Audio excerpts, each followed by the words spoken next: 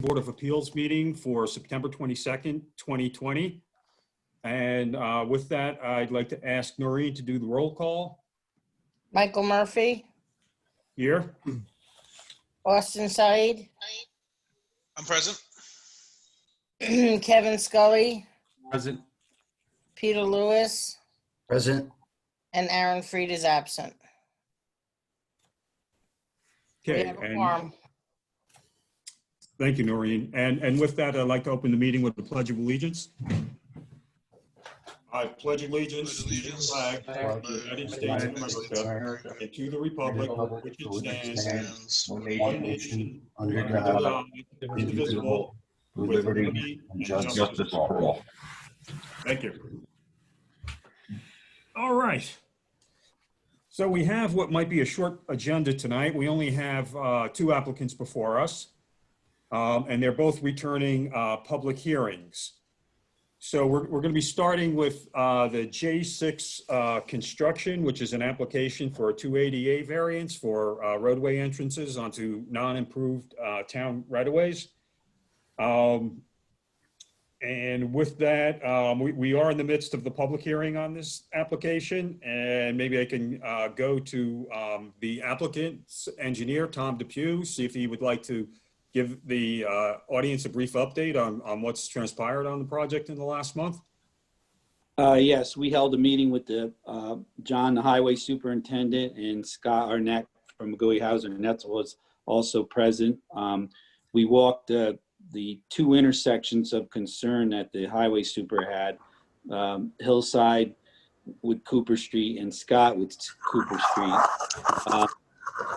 After walking through and looking at it, it was decided that the two aprons of both entrances needed some additional work.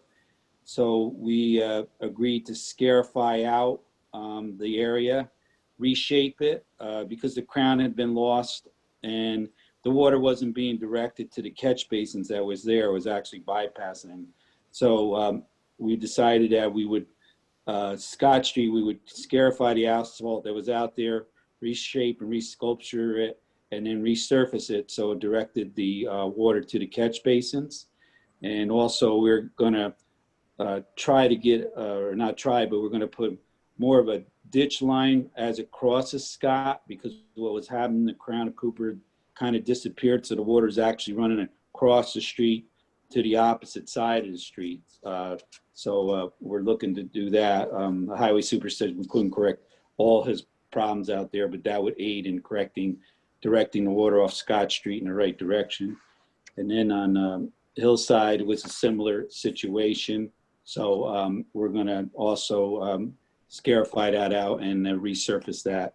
We're gonna put in about 4 inches item 4, 2.5 inches of binder, 1.5 inches of top to get a good hard surface in there at the two apron areas. Also, I think the applicant had submitted some highway maintenance agreements. I'm not sure where that got left off. All right, so at the my records from the August meeting was that the ZBA members would be invited to this site visit. I didn't receive an invitation. I don't know if any of the other board members attended this site visit. I did not. Okay. That's probably my mistake. I thought the highway super would probably reach out to you guys, but I guess he didn't. So that's. Well, he did. He reached. I mean, he sent us a letter, obviously. Right. Well, yeah, but that was well after the meeting. Yeah, it was after the fact. Right. So we kind of missed out on that. Then we did receive a letter from John Sherney, the highway superintendent, on September 10th. And in that letter, Tom, he makes reference to your letter of September 8th that spells out the site improvements. But we don't have that letter of September 8th. I haven't seen it. I don't know if anybody else has. I know I submitted it in. Yeah, I saw a letter from. I saw a letter. It was addressed to John and to Arnett. Right. It was the letter also had 2 drawings, right? Yeah. Yeah. Yeah. All right, I must have missed that in the submittals. I didn't see It that. came in, I got it from Nancy at Tom's office yesterday when you questioned Yeah. it. So I Oh, sent it out yesterday. yesterday. Okay. Yeah, so that explains why I haven't seen it.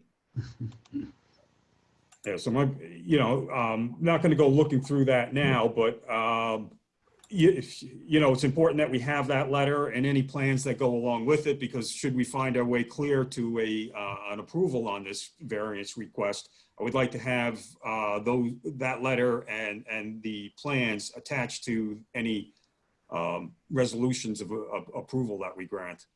And without Okay. seeing it, I really don't know what it is that's being Yeah. done out. Yeah, the letter was dated September 4th. It was sent to Sean and John from Tom. And it kind of describes what he just described.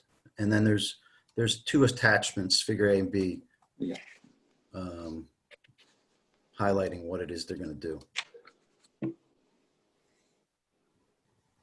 All right, well, I'm sorry that it wasn't submitted earlier and I didn't get a chance to read through it, or for that matter, be at the site visit. So we're feeling kind of left out of the loop on that.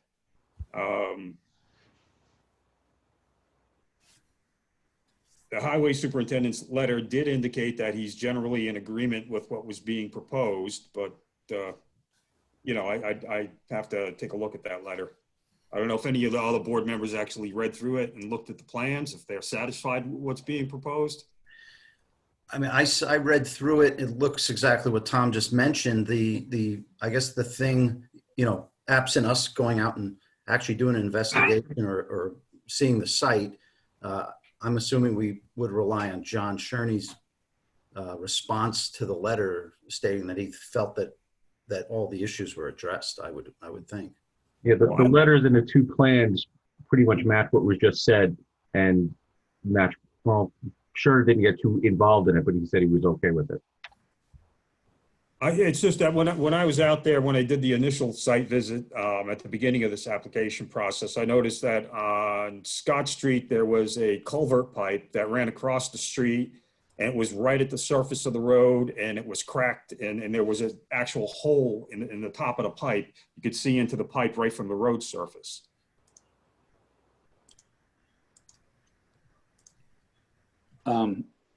We didn't see that when we were out there this time. Unless it got repaired. No, that wasn't repaired. Okay, well, we'll agree to repair that. When we walked through there, we didn't see that. We did look in the two catch basins that were there and examined them.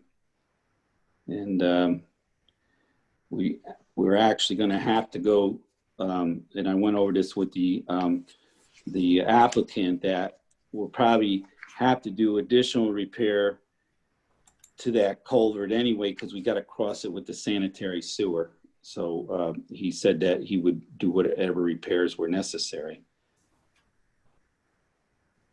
Because we do have we have to get a road opening permit for installing the sewer that services these areas.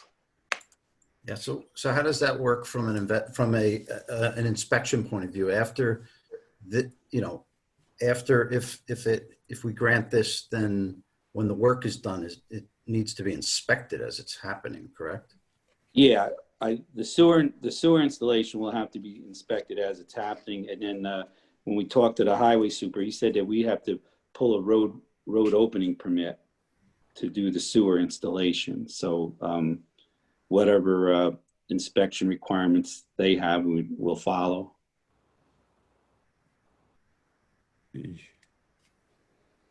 Okay. But the other work that you describe in your letter, that is something that would have to be. That should be inspected either by the town engineer or the highway superintendent. Typically, those things get inspected by stage. Dave, can you give me access to share my screen? Yes.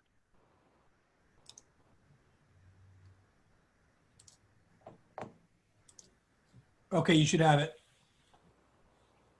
Okay.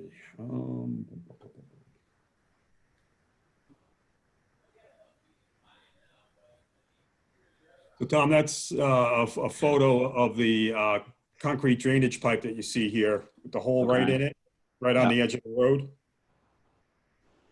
Is that uphill of Scott or downhill? It's uphill of Scott. It's in front of the lots. Okay, because, all right. Yeah, that's the new ditch line that got put in.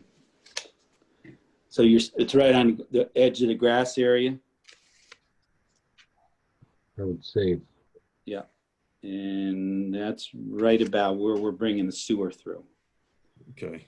So I guess maybe we had a discussion that we had to cross the stormwater pipe and whatever repairs we needed to do to it when the sanitary sewer went in, we would do that. But I mean, if you're going to grant an approval, we can make sure that that pipe is replaced and repaired. This is a.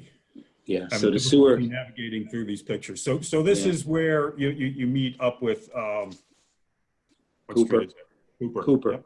Yeah. So I see there's a large tree at the corner of the intersection. And if you're going to be going in there with, any swales or anything, you got to make sure you protect that tree.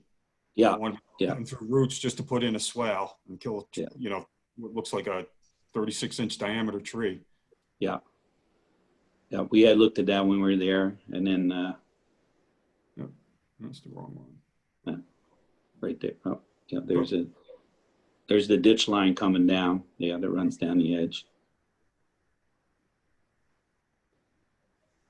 And those are the properties across the street. That's the Yeah. top of that culvert pipe. Okay.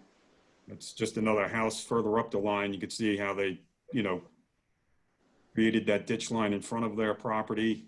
Yeah. They're coming out onto the same gravel road. And this is the north end of the street where you see the O&R truck. Yeah.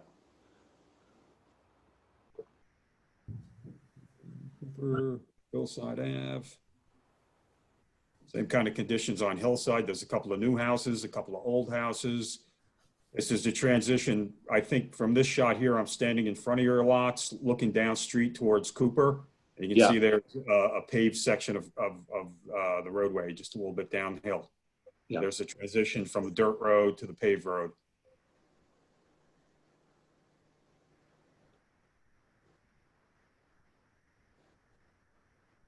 That's the drainage. All right. So those were the photos that I took back in August when I was out there.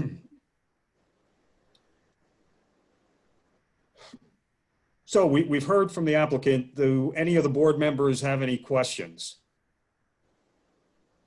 no. I don't have any questions. Yeah, This is awesome. no. Just one note of, on the road maintenance agreement. I had received a draft. The applicant had sent along a draft to me, and I had made a couple minor comments and tweaks to it and sent it back, and that's where that stands. I hadn't heard back after that. I don't know what the status of it is. So the road maintenance agreement is, who drafted that? That was somebody from Mr. Dupuis' office, I think. Okay. Actually, that was John Sorrentino. I think he had an attorney draw it up or something. So And then is John on the line, or is John? Yes, I am. Okay, so yeah, you had that drawn up for you, right? Yes, and any changes I'm fine with. I didn't get it back yet. I don't know if your office got it back. I didn't. They didn't send it to J6. how does that work with agreement with the, with the neighbors? Is that something that is approved by them as well? Well, this is Eric from J6. We would agree to anything the neighbors. They've been there for long. We don't live on the street, so we would agree to whatever they. The road maintenance basically says that we agree to be part of any road maintenance agreement and chip in for any future repairs or snow removal, any damage done by us, during construction will be solely our cost, and it's just a normal road maintenance agreement. It's basically, it was really cookie cutter, and Yeah, it was pretty standard. I just added some language to ensure that it would be recorded and it would run with the land, so everybody, Yes. future owners would also be bound. And that was just the nature of the tweaks that I made to it. But yeah, it was a pretty standard agreement. But who approves, who signs on to the road maintenance agreement? Is it It's whoever driveway is on that road.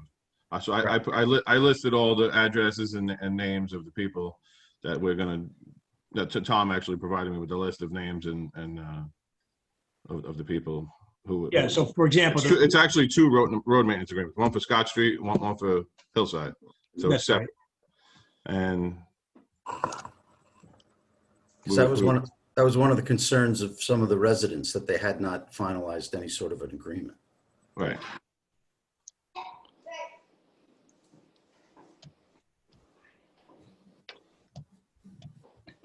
All right. So with all of that said, is there anybody in the public with any further comments or questions with regard to this J6 application?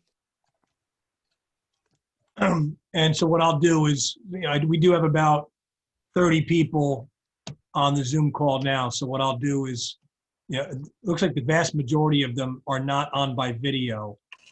So it's hard to do it by hand. If anybody, first let's do this. If anybody wants to be heard from the public on this application and you have access to video, turn your video on and/or activate your, either put your hand up or activate your electronic hand raise.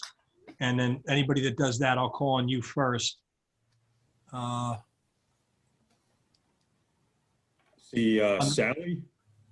Yes. Can you hear me? Oh, there's Sally. Yes. Okay, there's the hand raise. Okay. Yes, we can hear you. I just wanted to say that we have not seen the road maintenance agreement for Hillside yet. We're anxiously waiting it. So on, I had received it and then I sent it back by email with my changes to it, I think on September 7th or 9th, to my recollection. Let me see. Let's see. I could be wrong on that date. No, I am wrong on that date. It was September 17th. I sent it back to Sharon at Mr. Dupuy's office. So that's where I guess it's sitting right now. Right, but who distributes it to the other, like how does Sally receive that agreement? Well, that would be, I think, up to the applicant to circulate it and get signatories onto it.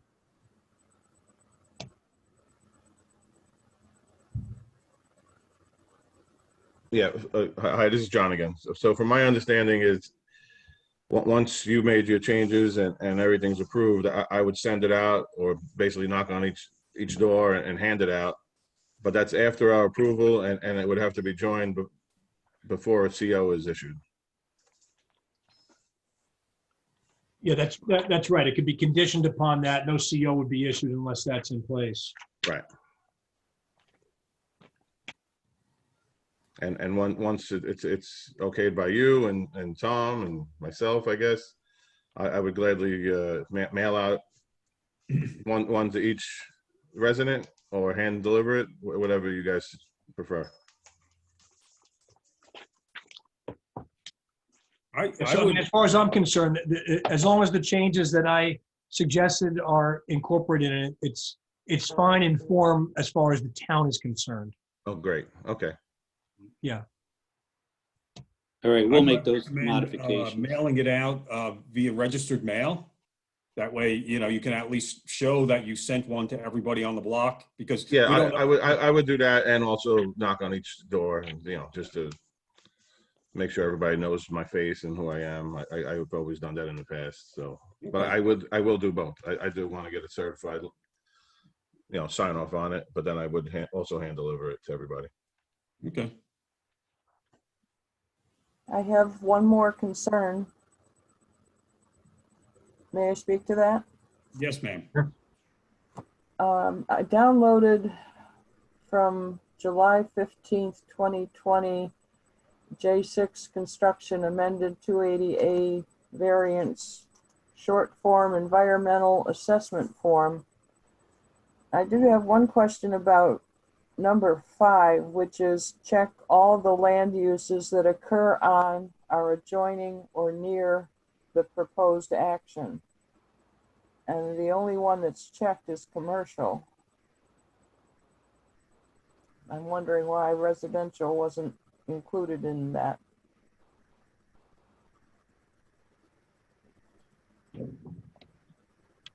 We can correct that on the form. It probably should have been residential, not commercial. Okay.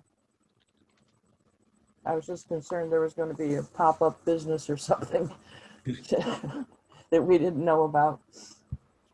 Okay, we'd be happy to receive the road maintenance agreement by mail, giving us a few days as neighbors to get together and talk about it, and then the final approval by all of us, or not, should come very soon after that.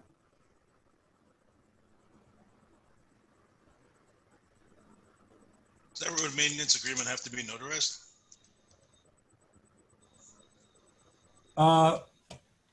I don't think it's drafted to be notarized. I don't know. I mean, it certainly doesn't have to be notarized in order to be enforceable among the parties. It should be, if it's going to be, as I'd like it to be, recorded, and by its terms, I think it had already been drafted to be recorded. Ordinarily, the county clerk's office would require it to be notarized and or acknowledged, because it's a document affecting the title to land technically. Mhm. So yeah, it probably it would make sense to have it notarized or acknowledged. That's kind of difficult given the situation. I mean, our bank where we would have it notarized is not accepting the public inside just yet.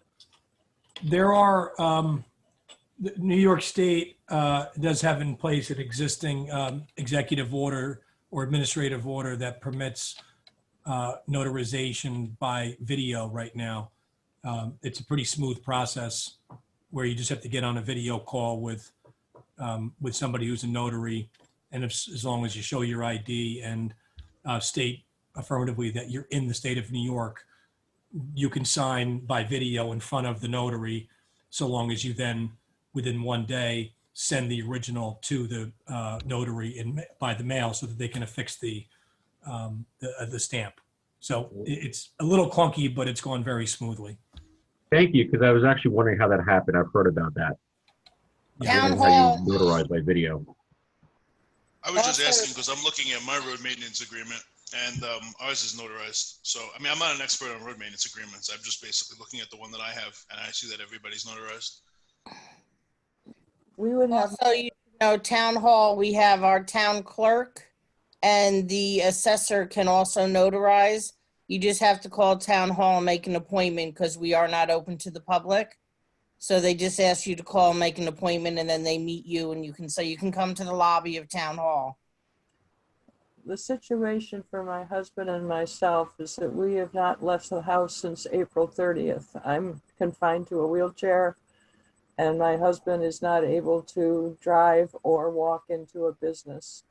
So I understand. So that mobile one would work fantastic for you then. That would be great. Okay, how do I start that again? Just anybody who's a notary, you can just be in touch with them. They should know the procedures. Okay, But to see if they don't, you can have them call me. I could give them the executive order. But it's, you just get on the phone with them, show them your ID by video, declare that you're in New York at the time, and then if you do that, you can sign in front of the notary by video, and then put the original in the mail to the notary. The notary will affix the stamp, and then that'll be notarized. They can send you back the original in the mail as well. got it. Thank you very much. You're welcome. Okay, so is there anything else, Sally, that you'd like to be heard on this? No, I've been speaking on it for about 15 years now, so I'm looking forward to having it wrapped up. Good, okay. I lowered your hand on there. Is there anybody else from the public that would like to be heard and has the ability to either raise your hand on the video or put the electronic hand signal up for me to see? Okay. I don't see anyone. What I'm going to do, I see a lot of people on without video and they are muted. I'm going to quickly, there's 30 people on the call total. I'm going to quickly go down. I'm going to list each name and I'm going to go through it quickly. If I call your name and you want to be heard, unmute yourself and be heard. Okay. So in order, no particular order other than the way they appear on my screen. There's a person whose name is listed as C0POMPK. There's Tracy McGann. There's Sarah Coleman. There's, we know Rick Edwards and Scott Olson are for another, that's our expert in the applicant's attorney on the next application.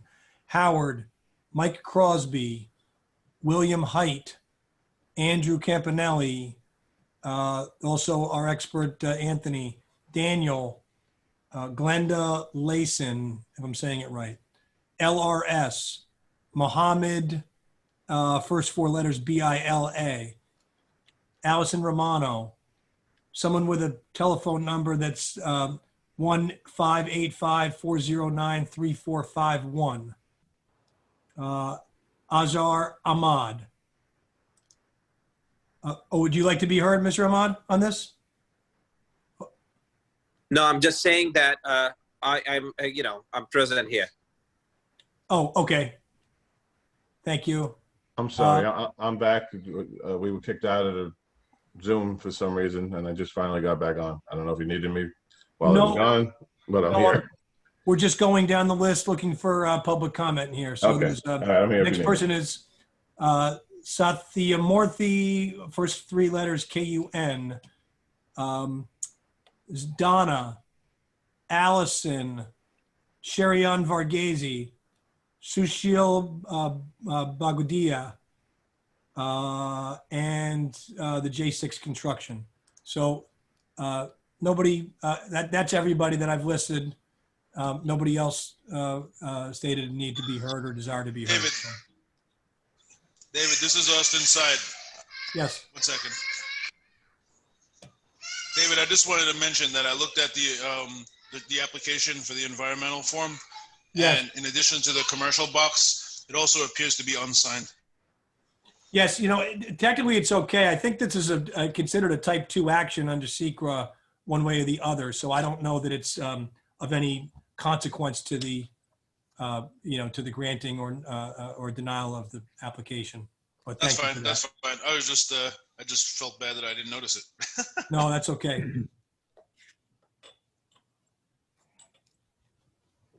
Okay, one last thing for me. I'd like to share my screen again. I do have a copy of the roadway improvement plan, so I just want to share that with the audience.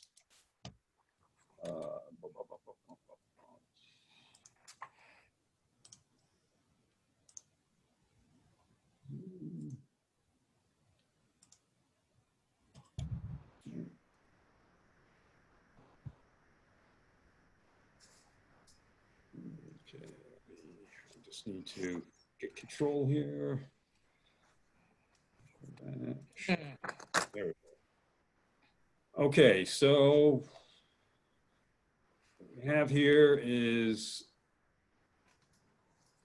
Tom Depue's letter to the town engineer and highway superintendent dated September 4th, 2020, pursuant to our meeting on September 3rd, 2020, concerning J6 construction, in particular, the intersections of Hillside and Cooper, Scott Street and Cooper. It was concluded in that order to properly direct the stormwater from these areas, the apron of both Hillside and Scott will be scarified, regraded, the road line swale and paved with 4 inches of item 4, 2.5 inches of binder, and 1.5 inch wearing course. Should you have any further questions, don't hesitate to ask. And these are the two maps that Tom produced.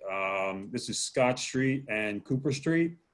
And what he's showing here is the area that will be improved, the location of the existing catch basins, the swale that's going to be created across that roadway apron, and calls out the pavement spec right there, and a similar proposal for Hillside Avenue. And Tom, I thought the way it was described earlier that there would be some swales created along the side of the road, but it just seems to be a swale across the paved apron. Yeah, the swale across the paved apron. That was the highway superintendent's concern because the water had mainly on Hillside. The water would come down Hillside and actually run across Cooper. They did put a asphalt berm across the street to prevent a lot of water going down into the neighbors. But we said when we redid those aprons, we would make sure that the water ran down Cooper and not across it. So that's why we're showing that. Okay. And then in the one photograph we were looking at before, there was a large tree at one of these intersections. I forget whether it was Hillside Avenue or Scott. I think it was at Scott. Yeah, we just want to make sure we don't damage that tree in the process here. All right. All right, so that's kind of a quick overview of the improvements that are going to be done. These catch basins are existing or proposed, Tom? They're existing. Existing, yeah. Yeah.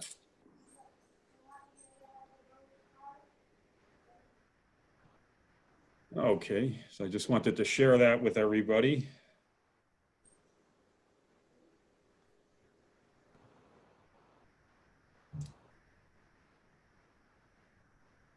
All right, so if there are no further questions from the board members or from the public, I would entertain a motion to close the public hearing. I'll make a motion I'll make to a close the motion. public hearing. I'll second the motion. Okay, so motion made by Kevin Scully, seconded by Austin Syed. All those in favor? Aye. Aye. Aye. So carried. So, at this juncture, we could either table this or if we feel we're ready to vote on a resolution here, we could also do that. I believe any resolution that we make here, it should, include references and to the roadway improvement plans and the letter of agreement for those roadway improvements, along with, being conditioned upon the private road maintenance agreement. The damaged pipe as well. And the damaged pipe as well, yes.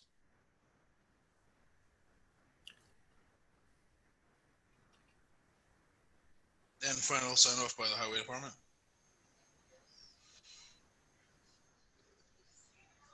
Well, he's sent us his letter of endorsement of the proposed actions that are being taken out there. So you're saying final sign off of the completed construction works.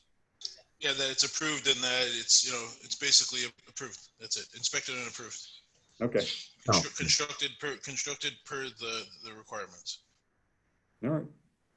Yeah, so like the conditions I've been jotting down, if there's a resolution to grant, would be the one just mentioned, subject to inspection and final approval by the town engineer or highway superintendent, a fully signed and executed road maintenance agreement, compliance with the plans and letter dated September 4, 2020 that were just shared on the screen, and subject to the damaged pipe that was mentioned being fixed. What was that pipe again? Was it what would you call that?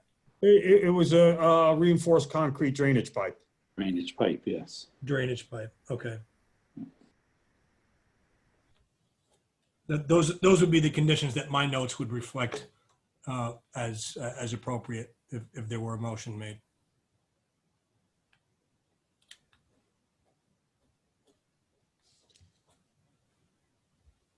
Okay.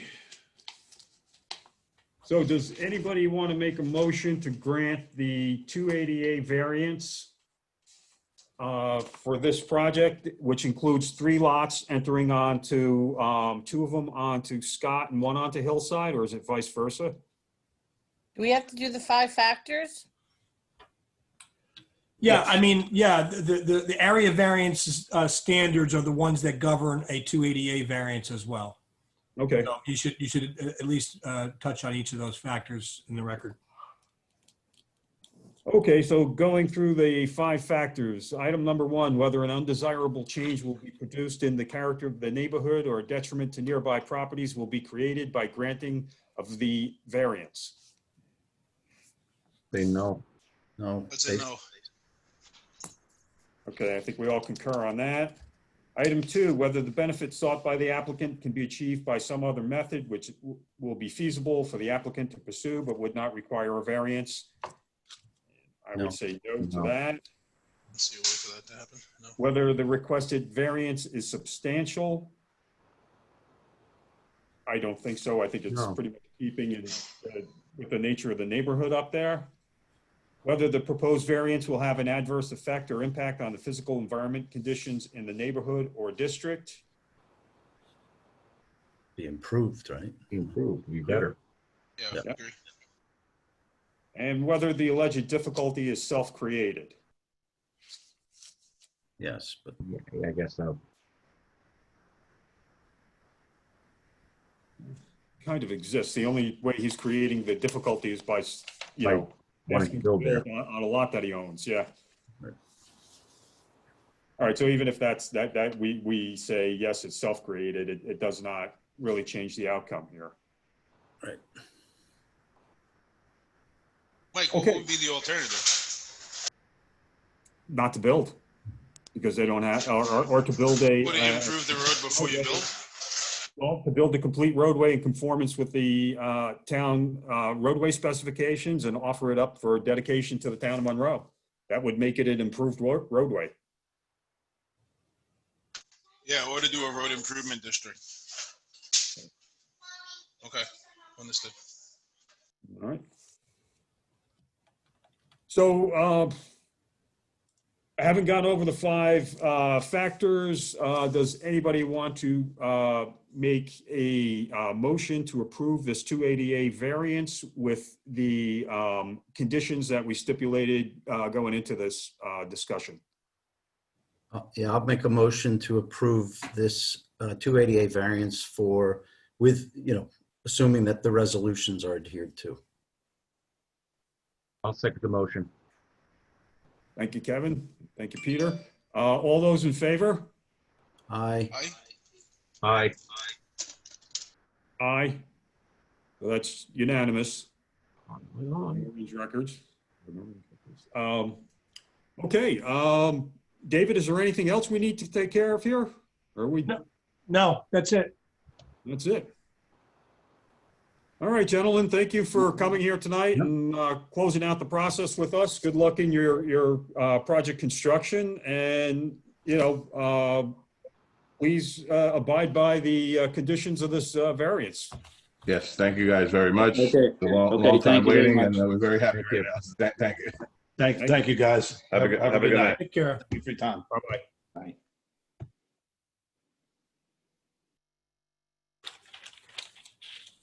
All right. So that brings us up to our second item for the evening, which is the Verizon cell tower up by Meadow Glen on the parcel of land owned by the Village of Harriman, where they have their water storage tank. I see with us tonight is Scott Olson, who's been the main presenter for the applicant. Scott, would you like to begin your presentation today? Maybe going over the 3 documents that you submitted to us this past month? You're muted, Scott.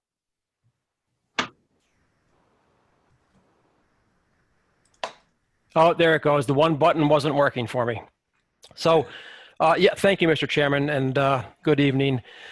Yeah, so we did submit some additional information that was requested by the board, and if I can just spend maybe 5 minutes or so just kind of walking you through it. The first thing I'll just touch on is the alternative or alternate matrix document that you have. It's a 3-page document. We tried to make it as concise as possible, but for contextual purposes, we felt that this was about as small as we could make it. So what we have for you is on the first page, it's a map that shows you all the different locations of the sites that were considered. Scott, And would then- you like, Scott, can I interrupt? Like, would you like to, I made you a co-host if you wanted to share your screen, put it up. Yeah, I just have to, I'll talk and I'll have to find it, which won't be a problem, I don't think. So anyway, and then on pages 2 and 3, we provide some details about the specific locations of these sites and why they didn't work or why they would work. And hang on one second.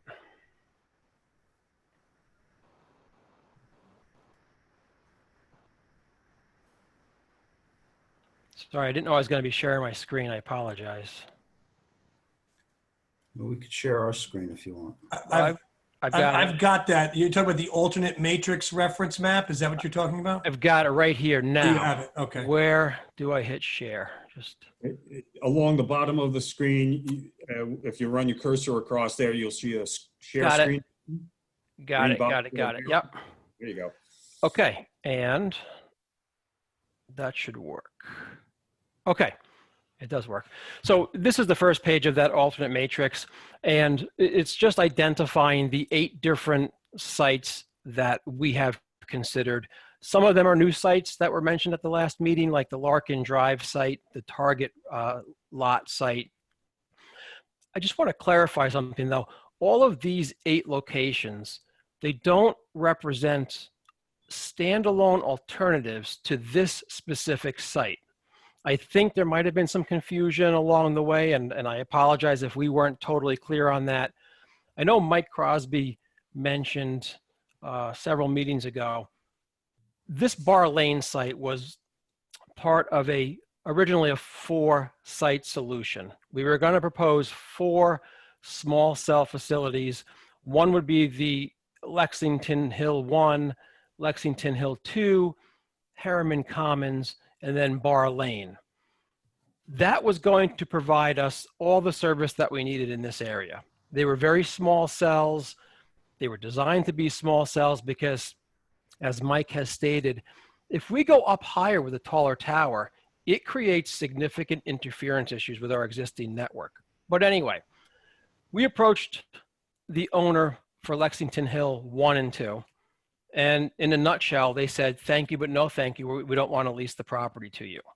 So that really put a monkey wrench in our plans. So Verizon Wireless went back and focused on the Harriman Commons and Bar Lane properties.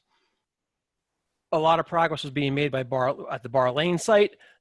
They were able to tweak the original facility that they were thinking about to what you have now.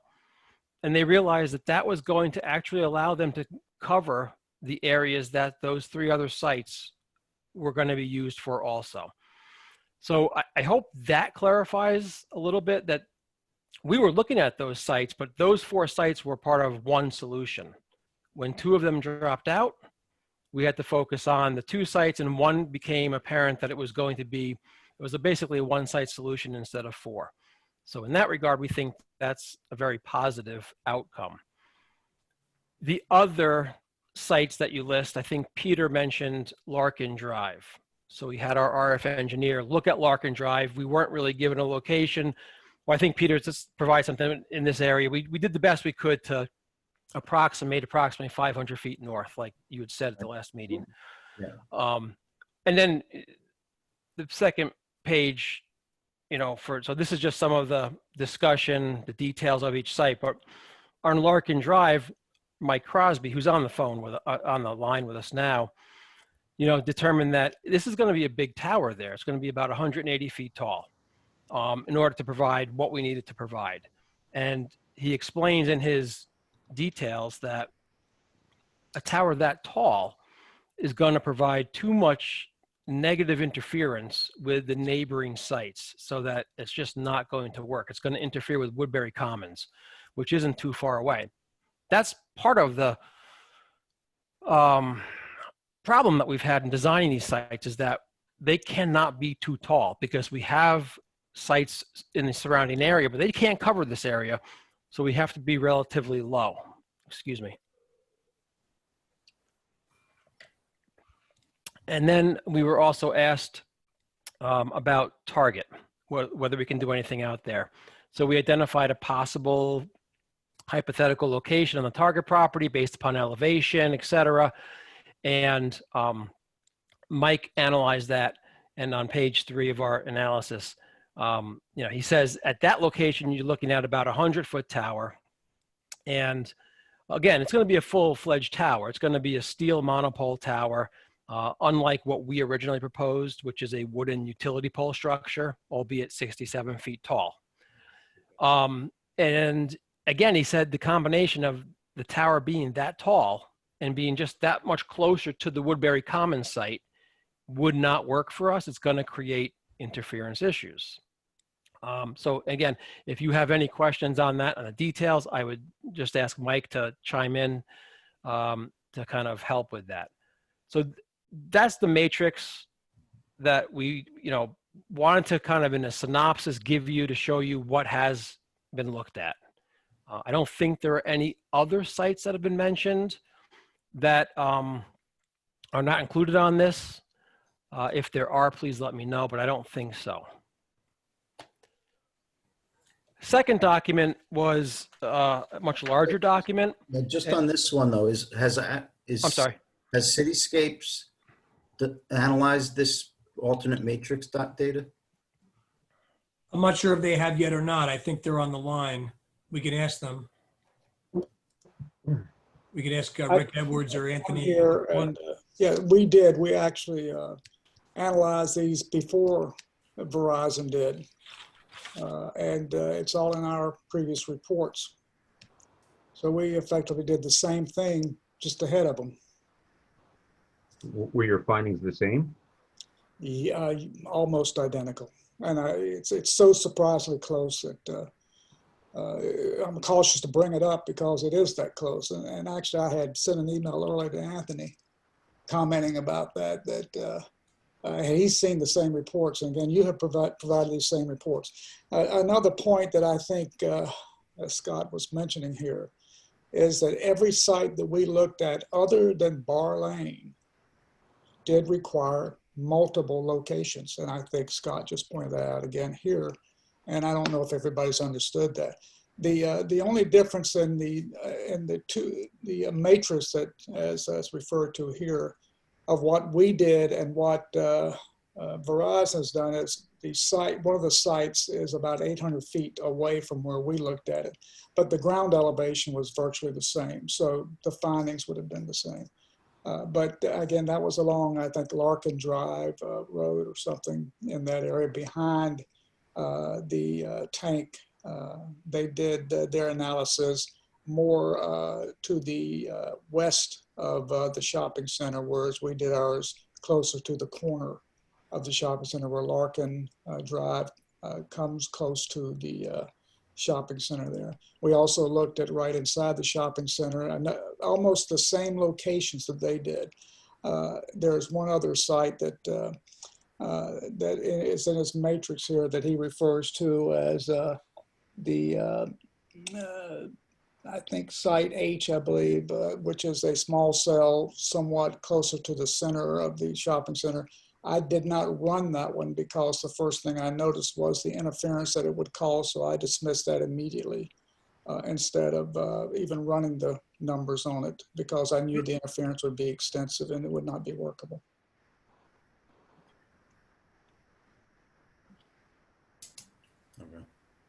Okay, so then after looking at the 8 alternatives, we've kind of narrowed it down to the Bar Lane site. And there were 3 alternatives within the Bar Lane site that we were discussing, during our previous meetings and also during the site visit that was conducted out at Meadow Glen. Well, that was almost 2 months ago now, that site visit. So Scott, I guess what you're presenting now is the visual evaluation of the 3 alternatives at the Bar Lane site? Exactly. The three differences being one is in the front of the water tower. The second one probably on the water tower, and the third is a pole behind the water tower. Exactly. Yes, exactly. So since we originally proposed the pole in front of the water tower, we obviously included that because we gave you some simulations with the initial application, but we took obviously a lot more pictures for this. So we floated a balloon at that location at 67 feet high.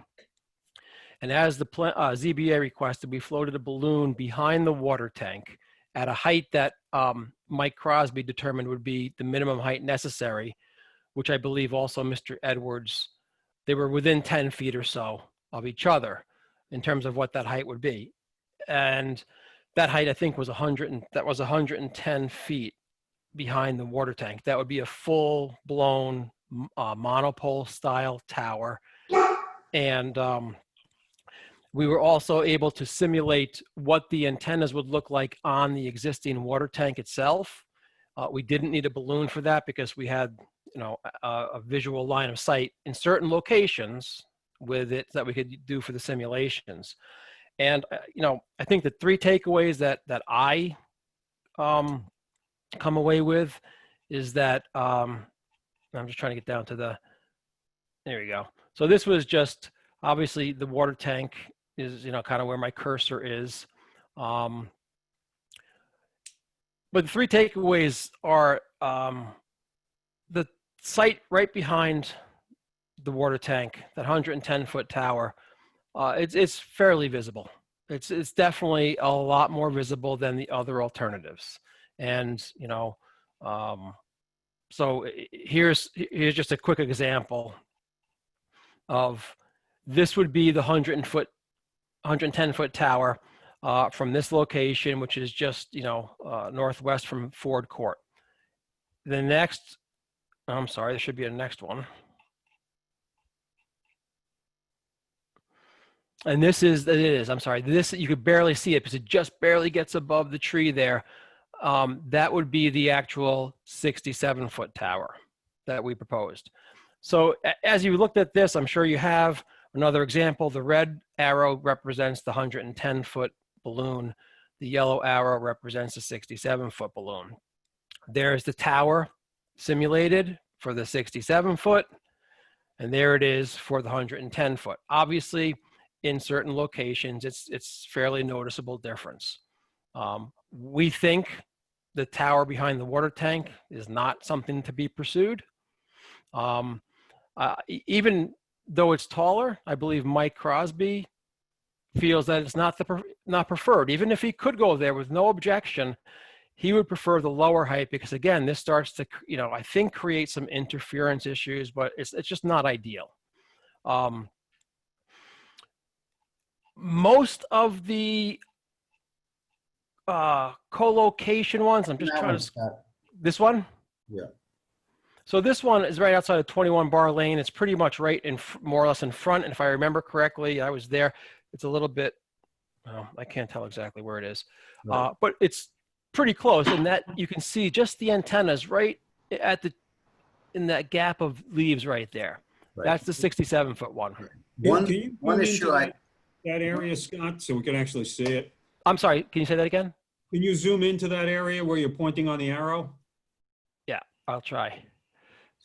Just one thing to note, obviously, we're looking at this with leaves, so there's going to be Right. 5 to 6 months of a year where there's no leaves on those trees, right?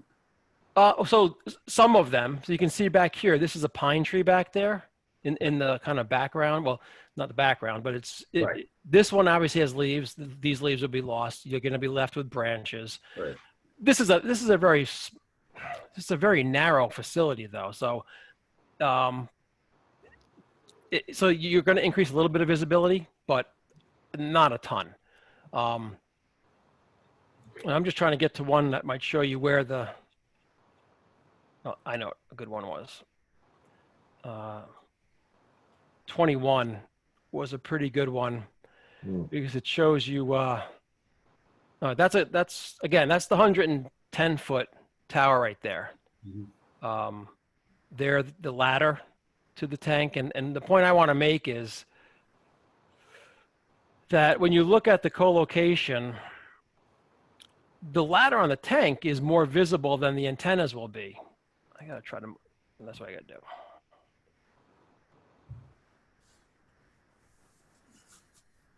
There you go. This is what I think I want. So there's, the wooden telephone pole with the two antennas looking, just to the left of the water tank. That's probably the area that has the biggest clearing in the trees. When you walk in front of this area over my cursor is, I think, Peter and Michael, you were there. It's fairly well treed and the visibility is decreased a little bit. But I just wanted to get to, I apologize. There it is. How come you didn't put more of the, oh, okay, there we go. So the antennas are right here. I'll try to blow it up. You can't see them because in this case, they're kind of behind this pine tree right there. And so you can see it's a pine tree. This is the band that I talked about, I think in the previous meeting. It's a concrete tank. So we have to be very careful about drilling tons of holes in the concrete tank, for the wire support, et cetera. In my view, this ladder, and it was very obvious when I was there, is more noticeable than these antennas will be, honestly. Sorry, just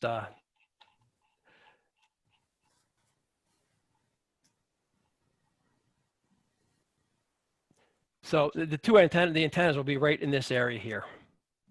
So, okay, so what we come away with is clearly co-locating on the water tank, is the least intrusive There was a better picture of the. Scott, don't we have a view, a sim of the Yeah, actual I think it's the antennas? I last think it's the photo. last one. I'm sorry. And I think, did you zoom back out? I didn't. Okay. I gotta move this, sorry. You're right, Kathy, it might be the last one. Okay, that's gonna be, okay, there you go. So that's 100% view. We're talking about painting the antennas to match the color of the water tank. Same with the bands. So we're going to match it as best we can. And this view is, basically from number 31 Bar Lane. Again, this is the biggest clearing of trees right now. The rest of the area surrounding the tank property is pretty well screened.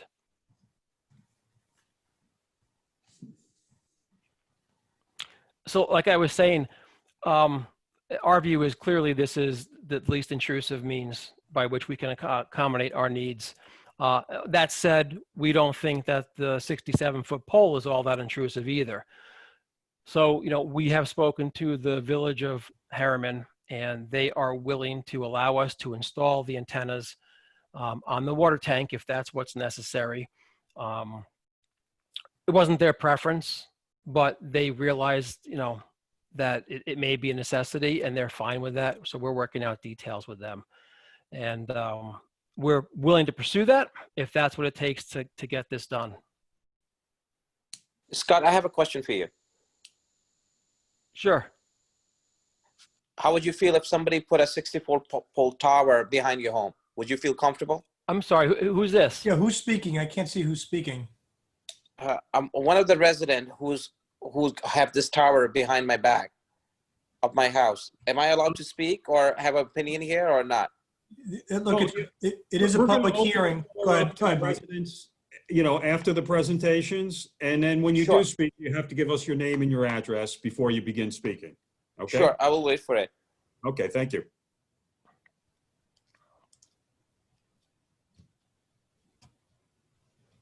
Okay, so that's. And those are the only two antennas that are part of this proposal. So there aren't more antennas on the other side or anything like that.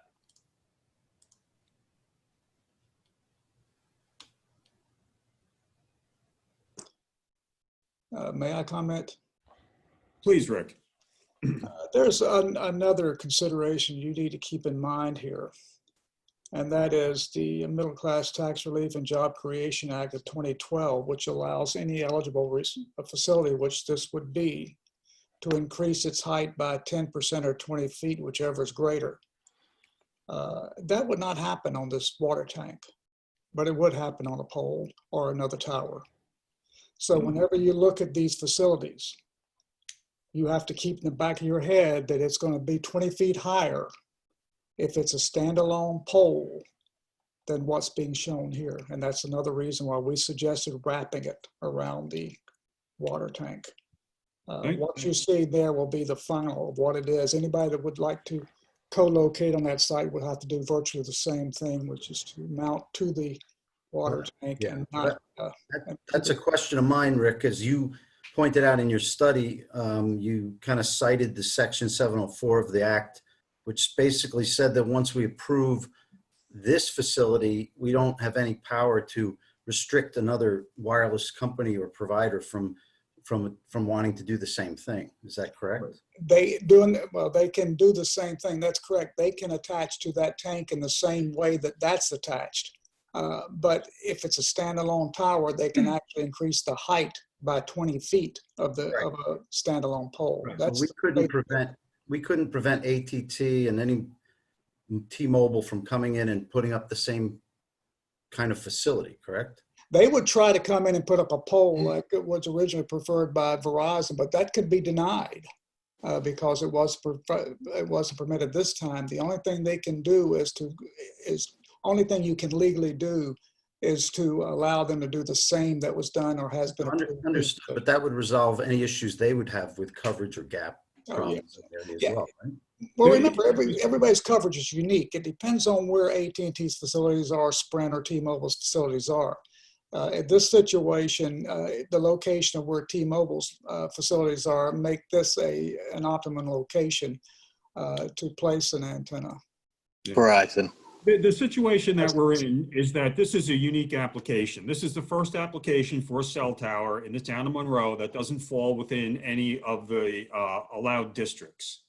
All right. And if we let this applicant do an installation that's on a pole, and it's outside of those zones, we don't really have the power to deny the next application that chooses to do the same thing.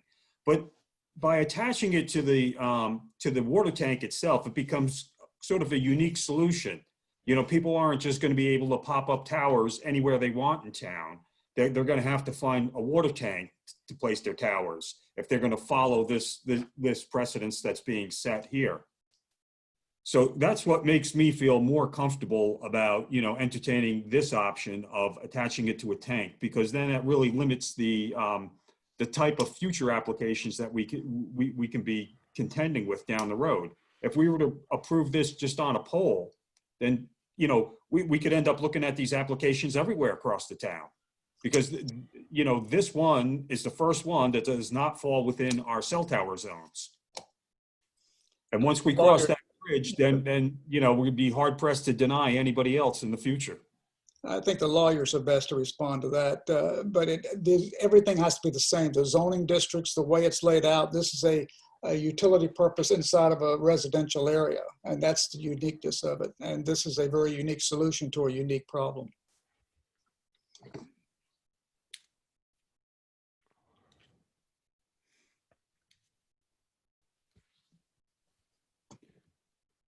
All right.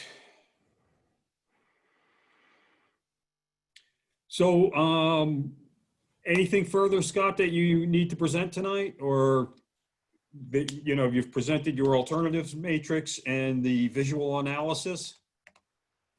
That's the only new material that we have. Correct. I think that's everything that's been asked for. And Rick or Anthony, do you have any further comments on your review of this proposal? I do not. This is Anthony.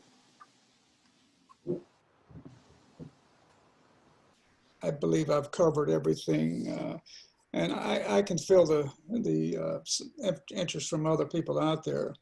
I also see this as a less intrusive than anything else that's out there, and this prevents multiple other facilities. And that's another unique aspect of this particular proposal. And my concern has always been a new freestanding structure and the complications that would involve of how you would be looking at many applications coming down the road from other applicants to do virtually the same thing. And there would be a porcupine effect in various areas that have similar zoning effect. This resolves that. And one of the unique features of this site here, Meadow Glen, is all the utilities are underground out there. So as you walk around Meadow Glen and you say, oh, well, you know, all we're doing is putting in a 67-foot tall utility pole. Well, that's going to be the first utility pole out there in the Meadow Glen development. So this solution prevents that kind of incident from happening. So I really prefer this over the either of the two other towers that we were looking at from that perspective also. Now, Mr. Campanelli, you're here tonight representing the homeowners group? I am, and I thank you for addressing me. I'd like to speak if it's okay with the board at this time. Yes, please. Okay. So first, it's accurate to point out the fact that the utilities in this location are underground. It makes an application of this type more significant. I have to respectfully disagree with a number of representations that were made on the board, and I'm going to tell you exactly why. One of the things that was said is that if this is these antennas are installed in a water tank, the applicant cannot take advantage of the Middle Class Tax Relief and Job Creation Act of 2012, and that's quite frankly wrong. Anytime facilities are installed on a pre-existing structure, that structure serves as a wireless support structure, and at any time subsequent to that, the owner-operated facility can increase the height of that facility. Now, the only theoretical limitation upon that would be any restriction contained in any agreement with the municipal political subdivision which owns the water tank. But to say that they can't increase the height of this facility by an additional 20 feet is simply incorrect. And I've been handling these cases for 20 years in the entire United States. I know it's incorrect. That's number one. Number two, there seems to be a perception that if this goes up, somehow this prevents others from trying to install facilities, independent self-standing facilities in inappropriate zones under your local zoning code. That true is incorrect. And I'm seeing this all across the country with the 5G rollout. Here's the bottom line. Under the effective prohibition constraints of the Telecommunications Act, any applicant at any time can file an application for the approval of a wireless facility anywhere in any zoning district under any circumstances.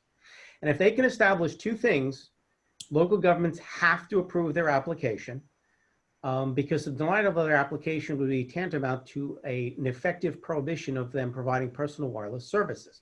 And the two things they have to prove are this. Number one, that a identified carrier suffers from a significant gap in personal wireless services. And number two, their proposed installation is the least intrusive means of remedying that gap. If they prove that, you must grant an application no matter where they want to put it, no matter how high it is. That's how it works. So approval of this application, while I would have to agree that this is somewhat less intrusive than a self-standing 67-foot tower, this will not in any way affect future applications. You don't set a precedent. Applicants still have to file applications, each of which must be decided on a case-by-case basis based upon their facts of each application. And even the federal courts in the Second Circuit have said, you can discriminate as long as the discrimination is reasonable, meaning there's some rational basis for the disparate treatment between the different carriers. So I want to make sure that whatever decision the board makes, that it makes it with open eyes based upon an accurate understanding of the law, because some of the things I have to disagree with, and again, I've been admitted to federal court sitting in 23 states. This is not new to me. As far as the site itself, I've looked at the matrix proffered by the applicant, and I have to tell you, I've looked at everything in the file, and it appears to me that the only reason the applicant wants this site as opposed to the G site, which would be a 100-foot tower, is cost. It's much less expensive for them to place these transmitters on the existing water tower, or even to build a 67-foot tower, than to build a 100-foot tower at the target site. And I'll tell you what I haven't seen. I have not seen one shred of data or evidence which has, quite frankly, probative evidence to show that there is any reason why they can't build a tower on the G site, which is over on Target, away from all the homes, away from the area where there are no above ground utility poles. The only reason I can figure out why they want to put it here is that it's less expensive. But I've seen no probative evidence. The submissions they've submitted would never be viewed as probative evidence before a court because there's nothing in there that shows it. Again, there's no drive test data, there's no drop call test data. As far as a claim that it's somehow going to interfere with another tower, I have to be candid with you. I'm doing this 20 years. I have never, ever seen an application approved anywhere in the entire United States, not just across the state of New York, where an applicant was able to get an application granted and a variance granted, claiming a tower had to go in position A because position B would interfere with other towers. This is an entirely new argument to me, but I'll tell you this. I've looked at the entire record and I don't see evidence of that. So I respectfully submit that this board require the applicant to provide more probative evidence, not computer modeling, not summary opinions of experts, but probative data. If they're saying it's going to interfere with another tower, what tower and how? Tell me how. Show me how. I'd really like to see that because I don't think that data actually exists. So would this be less intrusive than a 67-foot self-standing tower? To a certain degree, yes. Will it stop other towers from going in this zone? Absolutely not. Will it prevent this applicant from increasing the height of this tower beyond the power of this board to stop it by an additional 20 feet? Absolutely not. Is this the best location for the facility? Absolutely not. Exhibit G is a superior, alternative, less intrusive location. And that's the standard I respectfully submit the board should be applying. So thank you for the opportunity to speak. You're welcome.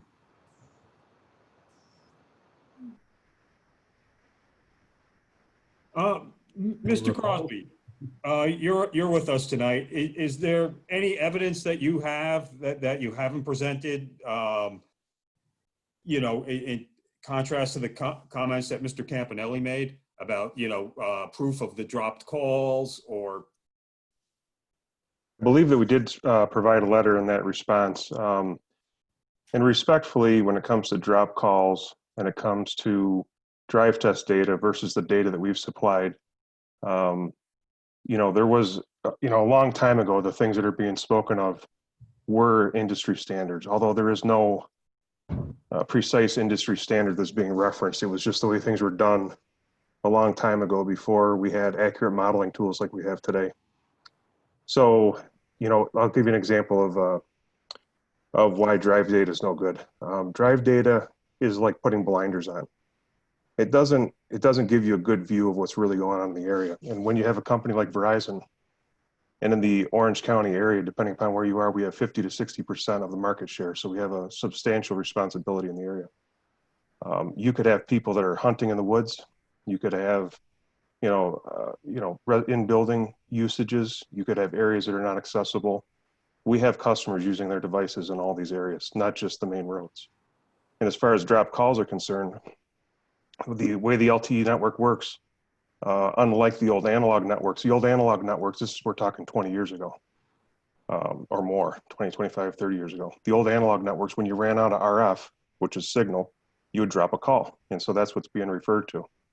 In modern networks and LTE networks, unfortunately, that doesn't indicate the end of RF. In fact, there's what's called rescue parameters. These rescue parameters are actually able to keep a call up past the point that the RF runs out and hold that call till the RF comes back so that you don't actually drop the call.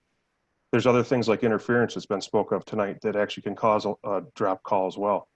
That could be in an area where there's perfectly good RF. So if you're looking at drive data, if you're not an LTE expert, you're really going to have no clue what you're looking at. You're not going to understand that data. You're going to misinterpret that data.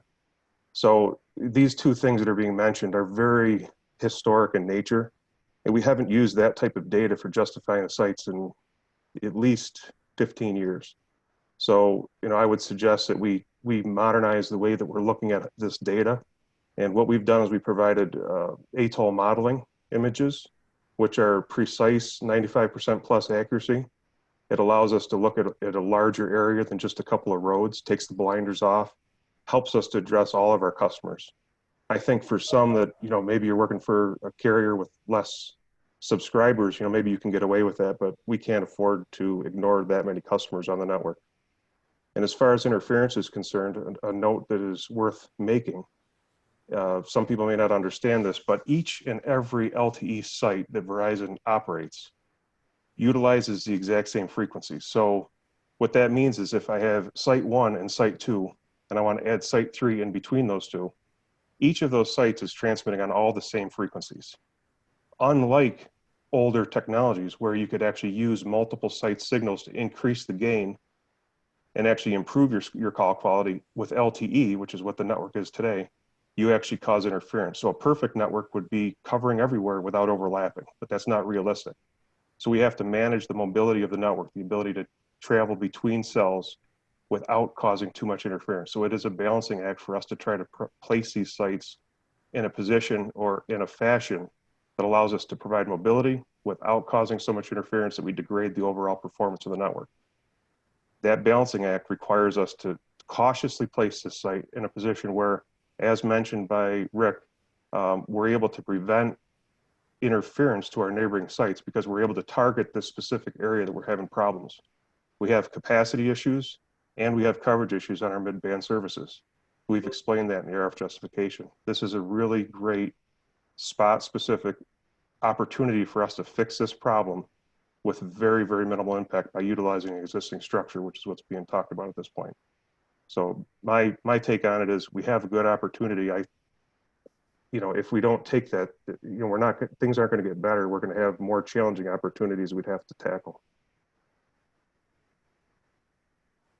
If the lawyers would not address anything, I would like to just bring up one other point. Mr. Campanelli is wrong about the increase in the height. One of the first things that was asked of Verizon, and I also asked the mayor of Hardeman myself about, was adding something to the top of that water tank. What Mr. Campanelli didn't point out was the owner or the landlord of a facility has absolute control over increasing the height. They can, by ownership, they can deny approval to increase the height. And as I say, when I first started this project, the first call I made was to the mayor of Hardeman and asked that question. And he said, absolutely, under no circumstances would the height be increased, because that was the first thing we were going to suggest, is making changes on that water tank. So I'm standing by what I've said earlier, and I would hope the lawyers would jump in here to confirm what I'm saying, because I'm an engineer, not a lawyer. But I do know for a fact that you can't increase the height of an existing facility, don't care whether it's an eligible facility or not, unless the owner agrees to it. This case, it's been very clearly pointed out to me, and I think there's somebody also within the board that's asked that question of someone else in Harriman about the increase in the height. But as I say, it's not only my opinion, and that's why I've stood on that fact about side mounting it. Rick, I agree with you in regard to the height. The owner controls that. Right, but we couldn't put a resolution to say that they would absolutely not be able to approve that, right? You cannot do that. I know that. You can't do that. It becomes a political decision. That's correct. If I could just jump in really quickly, and it was something I just want to clarify. Mr. Campanelli said, he disagrees with what's been said about the TRA. And I think in his word, he said, the only thing that could limit, it would be a theoretical limit on the height, is basically whatever agreement is in place with the owner, in this case, the Village of Harriman. And I think Mr. Edwards, you were just saying that, yes, the owner can absolutely limit that. But I think Mr. Campanelli is incorrect in the sense that, well, no, actually the TRA sets forth what the height limit can be. The town would maintain jurisdiction over any future application, and an application must come to the town for any such future development, and you have the right to review it. And if it's a substantial increase, you can deny it. And there are thresholds in there. So I just want to make sure that everybody, that you hear this correctly. That's not true that there's, no limit to your jurisdiction. That's just not the case. May I be permitted to respond? Yes, sir. Thank you. Okay, so first of all, I started out the conversation about the increase in height by noting that yes, the political subdivision that owns the water tower theoretically could place a limit. However, challenges have been raised to those limits. Most notably is the Sprint case where a school district placed a limit on the RF radiation limits. And in that case, the U.S. Court of Appeals for the Second Circuit upheld a restriction in a lease, which placed a limit on the radiation levels. However, in that case, the Second Circuit Court agreed that the lease could be enforced because in that case, the school district is acting in a proprietary capacity as opposed to a regulatory capacity. However, there are cases winding their way through the district courts right now where applicants in the form of site developers are challenging restrictions on those leases, saying no. Once you allow facilities to go up, you're no longer acting like a regular landlord. You're a government entity, which is now acting in regulatory capacity, and we're not bound by that limitation. So even when it's in the lease, it's being challenged right now across the entire United States, number one. Number two, as far as Mr. Olson's representation that you have the power to stop an increase, that's blatantly false. The law is crystal clear. They have to come before you for an application. That much is true. But under the Federal Telecommunications Act of 1996, you cannot, it actually says, you cannot deny any application to increase the height of a facility so long as this does not significantly increase the size of the overall facility. And pursuant to FCC order, they have defined that substantial increase to be a distance of 10 feet between antennas or a maximum increase by 20 feet, whichever is greater. So you will have no power to stop them from increasing the height by 20 feet, as far as the municipality's power to stop it from going up based upon a lease that is being challenged as we speak in federal courts across the entire United States, including in the state of New York. That's what I just said.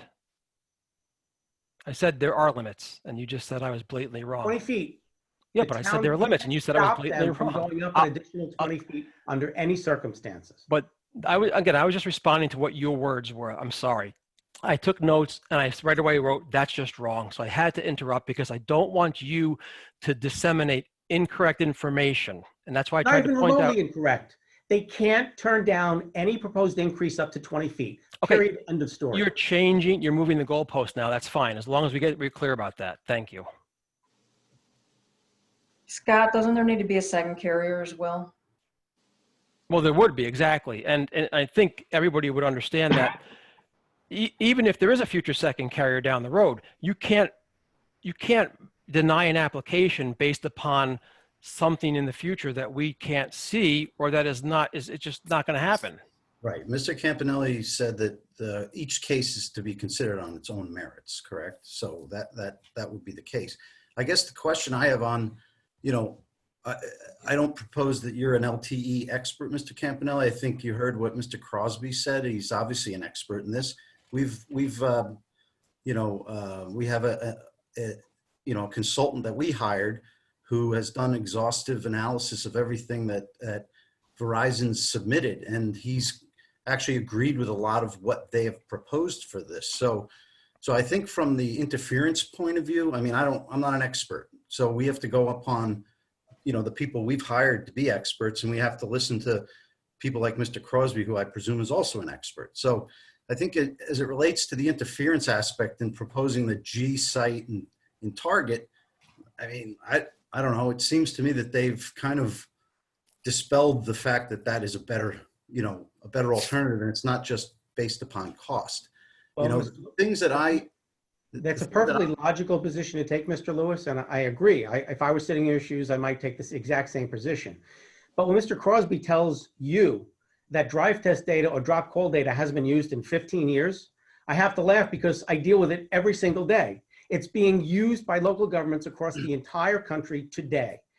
Because if a local government wants to enforce smart planning provisions, if this board is to ascertain if this is the best location for this site, you need hard data. And the reason is, I'm not saying there's perfect coverage here. I'm not making that claim. What I'm saying is, the reason local governments from here to California request hard data is the only way if you can figure out this is smart, if this is a smart location, is to see the hard data, because hard data shows you if there is a gap, where it is, and the precise geographic boundaries, because if this facility doesn't fill the gap, they're going to be back 6 months from now to build another tower. And I've seen it again and again and again when they use, as in this case, a toll computer modeling software. You can use software to make it look like anything you want.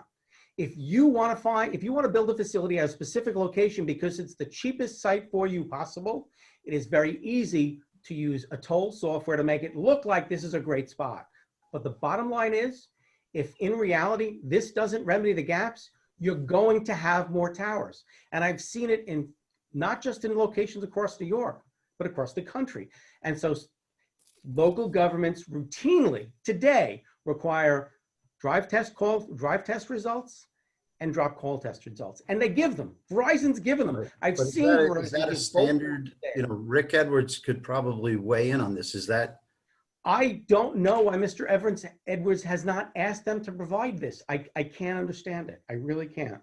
Because we have software that we do our own analysis with, and the software is so advanced now, it's superior to drive test.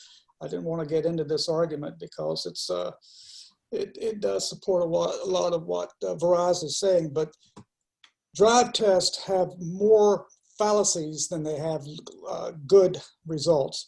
When you use an antenna that's in close proximity to anything, which is on a moving vehicle called drive test, it is susceptible to everything, including the wind blowing, a bird flying by, a car passing by, a truck passing by, anything within the reflection of that antenna. And anything that's in the reflections, anything that's in the visible means of that antenna. Anything that's within those areas, and I'm sure you've seen the same thing before. That's it comes to the, for instance, when you have to, back in the old days before LTE, when you just have to stand on one foot and lean out a window to get the signal to work. You saw that work. That's exactly why drive tests are not used these days to prove things, because that type of technology has been surpassed with advancements in the software. If I'm looking at something factual and somebody wants to provide me drive test or computer-driven software that uses the right kind of advanced software, I would take the advanced software over drive test because it is far more real world and repeatable than any drive test ever can be. And again, I don't like being this strong about something, but I have to in this case because, again, we don't accept drive tests. We've heard this argument before, and back in the Model T days, that was the way things were done. But we are so advanced now with software that's out there that these issues that were happening many years ago are just not happening now like they were. It really comes down to this. A good software program, and I don't know which software Verizon's using, but I've got to assume it's one of the advanced ones. I would recognize, they told me what it was. Software is so elaborate nowadays that we can place buildings in there, we can place season, we can add the wind to it, we can add birds, we can add trees in there, we can change the foliage, we can change rainfall, we can change humidity on those, and humidity has a major impact on signals. So I mean, there's so many things, and I could go for the next hour on all the impacts to that happen to antennas when you do drive tests. What a computer-driven model can do is give you the choice of what you want to look at, and you can look at every extreme from one end to the other, and then make a determination from that. So I hope that helps everybody understand that. So I think you just heard a really good discussion from your independent consultant and Mr. Crosby on the practicality of the drive test data. I would just like to say, I've been pursuing applications with Verizon Wireless since 1996. I think there might be 2 occasions we used drive test data, and that was well over a decade ago. So we don't see it in practice, and I can tell you that the courts do not require it. In fact, there are plenty of Second Circuit decisions, I'm sure Mr. Campanelli is aware of them, that say, drive test data is not necessary. There are cases that involve drive test data, that happens, but the courts say as long as you have acceptable software, like Mr. Edwards was saying, it's extremely reliable and accurate. The courts do not require any type of drive test or dropped call data, period. Right. Just back to you, Mr. Campanelli, the question is, I know each individual application must stand on its own merit, and we would have to consider any provider coming in wanting to do anything. That still does concern me, obviously, that, I don't know, it seems that the law is on the side of a lot of the industry as opposed to, in the hands of a board like ours. So it's a concern. My concern about raising the height, if that's a real concern, I'm not necessarily interested in putting it in the hands of a couple politicians to decide, hey, I'm going to raise the height of a tower just because I'm in power and I think it's the right thing to do. That concerns me as well.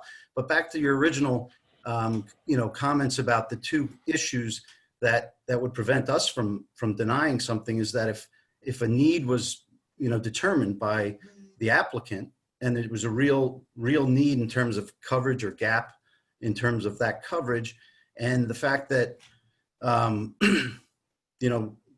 your second point was that it was from an intrusive point of view. So, if they're presenting a case now that, proves the fact that they've had coverage issues and they have to resolve that, and that they're proposing a least intrusive option, which would be adhering it to the tower. What's your main opposition to that solution?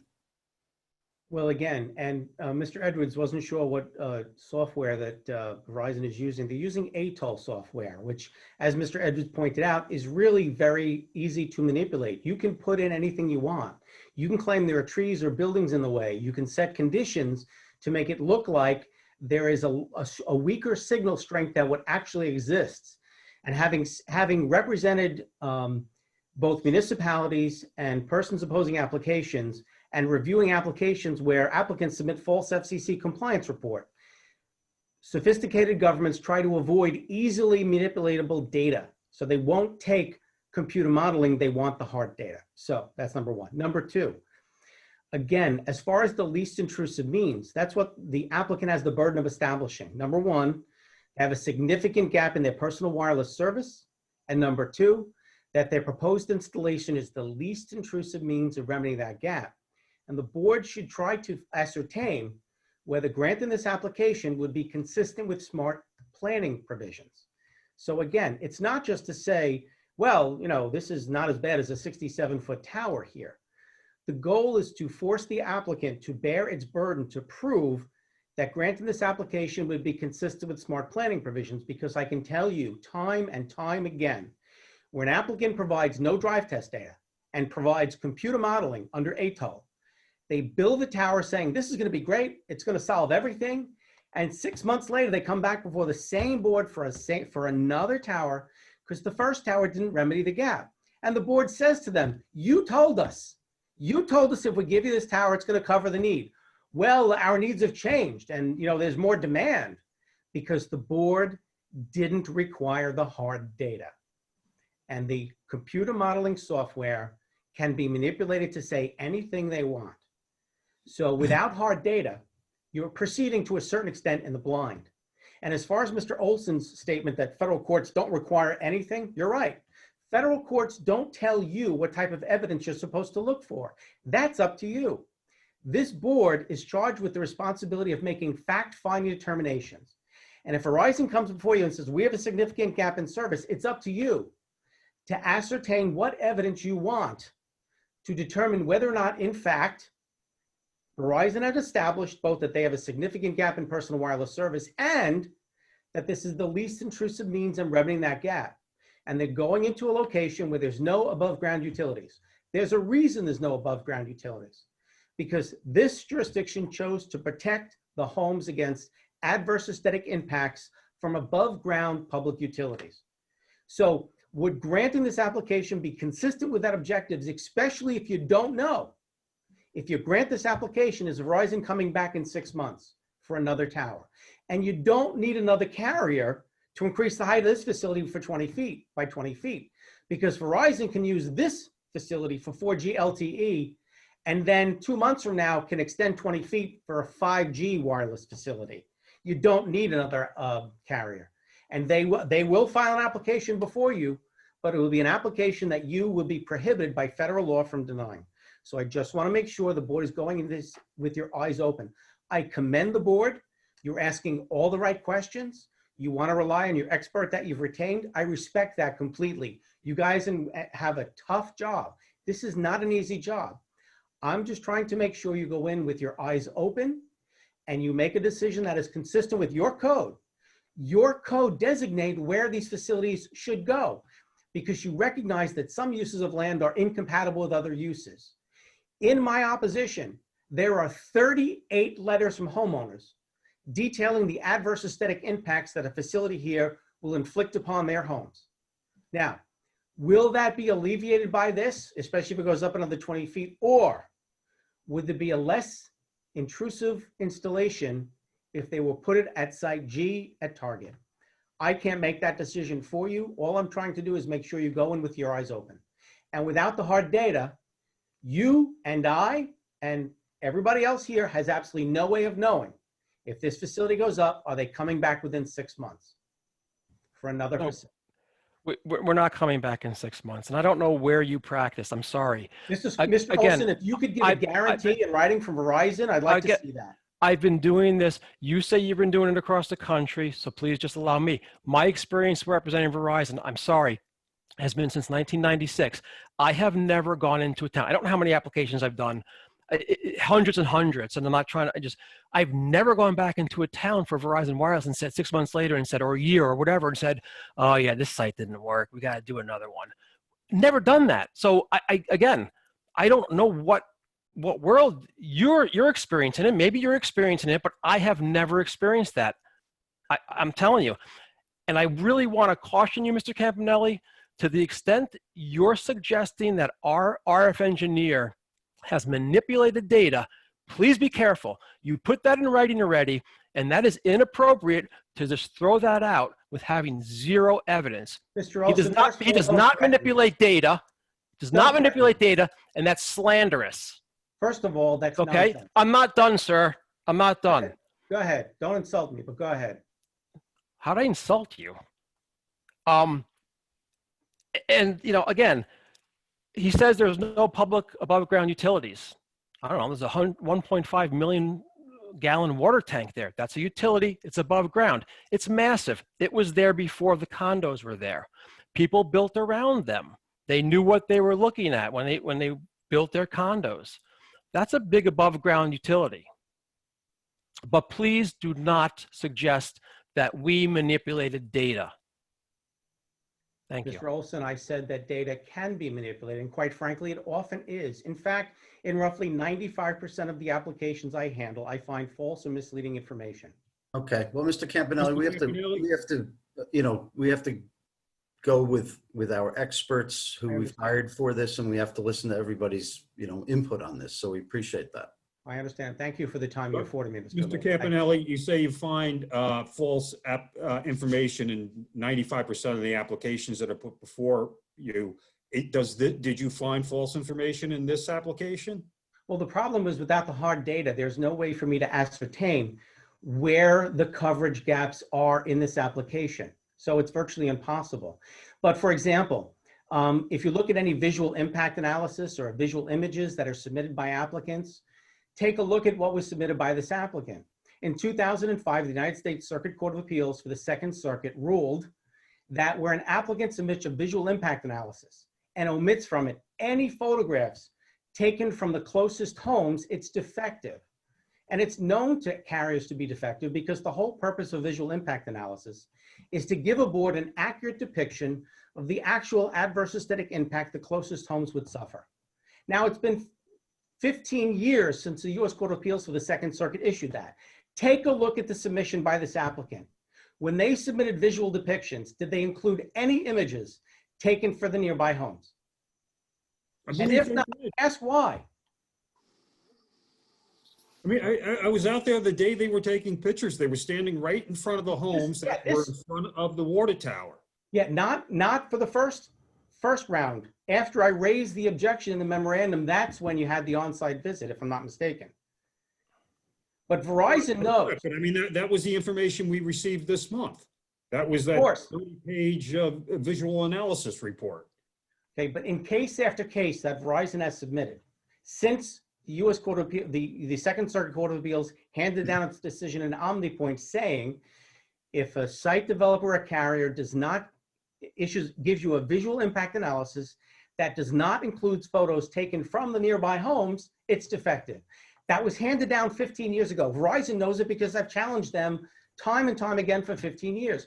So why would they come here and provide you with a visual impact analysis that has 0 photographs taken from the perspective of the 38 homeowners I represent? Why? How is this relevant to finding depiction of the adverse aesthetic impact? I think we're going way afar of what we were just talking about. You said that there were, all these defective cases with the RF issues. That's a separate issue. I know, but I know. Mr. Murphy, and I'm responding. But I think that he asked you in our RF, and you responded by not responding. I've had a case where an RF engineer got it before a town board, and the town board representative asked them if the RF radiation levels would be above or below the FCC's limits. And they said, oh, it'll be below the limits.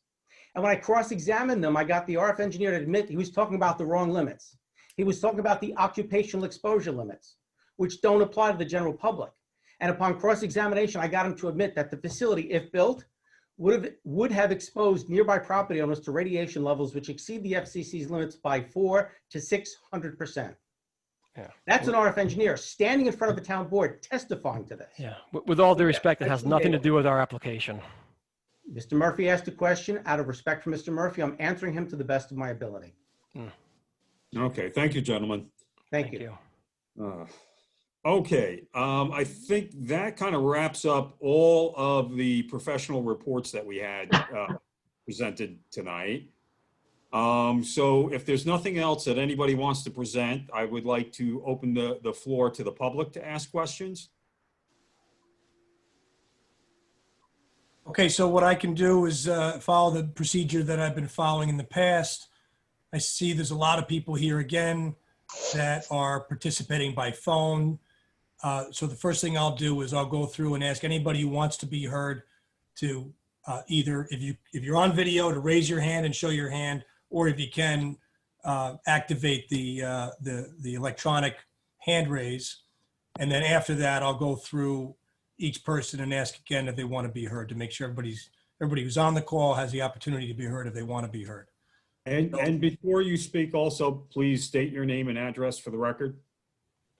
Right. And what we would also ask is, I know the board has had a number of public hearings and has heard extensively. So if the board certainly wants to hear, new information and wants to give everybody that wants to be heard a full and fair opportunity to be heard. But if we just ask that you not repeat each other or not repeat other comments that the board has already heard, Thank you, if at all possible. So that being said, the first person I see on my screen with their hand raised is Mr. Kunchithapatha. Yes, my name is Satyamurthy Kunjithapadam. I live in 38 Bar Lane. I've been here for more than 15 years. Few things I would like to make it very short. First point is, it is less intrusive. It's not at all. It's about more than 100 homeowners first signed the petition, and then about 78 homeowners, 78 or something, we sent the adverse aesthetic impact letter, as well as the home value that it could go down, all the real estate professional letters that we sent it. Beyond that, if the applicant wants to do it here in this location only, that itself, it is not a less intrusive. I missed the point when Mr. Olson was presenting about the location G. I missed it. I don't know the fact. If Mr. Campanelli is right, and Verizon wants to do this project, regardless of the cost, they should go. We are not the guinea pig here. Second, the picture that they took The way that it was notified less than 2 days before saying, yeah, we want to take a picture. Please, everybody be there on a weekday. That itself, another intrusive. I cannot be there at 9 a.m. when my work needs me to spend my time over there. So if you look at a picture, 32 bar lane will be there. I'm 38 bar lane. If you look into that, there is no single picture from my driveway or even from my backyard, whatever the location that I mentioned in my adverse impact letter. So the picture itself, it is incomplete one. If you do need a better one of the residents here, homeowner, he got someone, from the using drone, they took a nice picture. That will tell you better than what they sent it. So sending some incomplete picture and telling that, okay, this is the best picture, that is no visual impact. No, I completely disagree. If you do want to see the real impact, wait for another 6 months. When the trees are completely out of leaves, take another visual impact picture. You will see how it is. After the pictures are taken during the storm, the tree where Mr. Olson was standing next to the tower, the tree itself, it was uprooted completely. To remove the tree, it took 3 weeks. If a tree happened like that, putting a tower over here, if something happens, as per the exhibit that was submitted by Mr. Campanelli, the tower can blow anybody's head or anyone's home, whatever it could happen. We lived in this place 15 years plus without any tower. Yes, we know that there is a tower. The tower purpose is to provide water, not to contaminate the tower, not to damage the tower. And there is no guarantee that if you allow this applicant, that you cannot allow other applicant. When there is no need as of now for this applicant itself, the board should consider to disqualify this application and deny completely, please. That's all. I'm here. Okay, thank you, sir. Thank you. Okay, next person I see with their electronic hand raised is William Height. Hey, good evening. William Height, 63 Bar Lane. I want to thank the board for everything they're going through, doing their due diligence. Really appreciate it. 3 things. I know when they came on the site visit, since then we've had a hurricane, a couple trees are down. I mean, the pictures that were taken in the presentation, a realtor could have did a better job staging a home. Obviously, unleaved conditions, you're going to see what they're putting up, and it's going to have an impact visually. The second thing is the owner of the tower, it receives a pension from Verizon, 30-year employee, Mayor Welly. It's on record that everyone knows he's worked there for 30 years. This tower's going higher, without a doubt. Whatever the RF engineer heard in his conversations with him, this tower is going up higher. And third, again, most of the times when I use this modeling system, it's probably for Harriman State Park or maybe the ocean. This is a residential community. Please, board, do your due diligence. Look for the hard data, the drive-by data. Look at everything you can before you make a decision. There's a lot of people here that don't want it. Nobody wants it. Thank you. Thank you. Okay, I don't see anyone else right now with their electronic hand raised. And I don't see anybody putting their hand up. So now I'm just going to go through. Oh, yes, I do now. Cherian Varghese, electronic hand raised. Go ahead. You're muted, sir. Sorry about that. Yeah, good evening. This is Cherian Varghese, and I reside at 22 Barling, very close to the proposed tower. Yeah, just to add on to what my neighbor, Mr. Height, mentioned, I find it very intriguing that, that they're not providing the data, the hard data, because some of us residents in this community are technologists, and we deal with software, and any decision making with analytics and everything is done with data. There's nothing that you can predict without hard data. So I just want to make that point. Just with just modeling software, you know, there's only this much you can do, but you need to present hard data as evidence before you make the decision. So that's just my 2 cents, and thank you for your time. Thank you very much. Thank you. I now see there's Mr. Azhar Ahmad has his electronic hand raised. Yes, sir. How are you? Thank you, everyone, for their time. I'm from 34 Bar Lane. My name is Azhar Ahmad. I'm a stone throw away from the water tower. And I'm going to tell you right now, I am a director of IT for a school district, and predictive analytics software, whether you're doing an analysis for wireless or anything else in the building, it's not accurate. Yes, it's give you a quick data right away, so you can use it, but you need to go do survey, you need to do a spectrum analysis, you need to get hard data.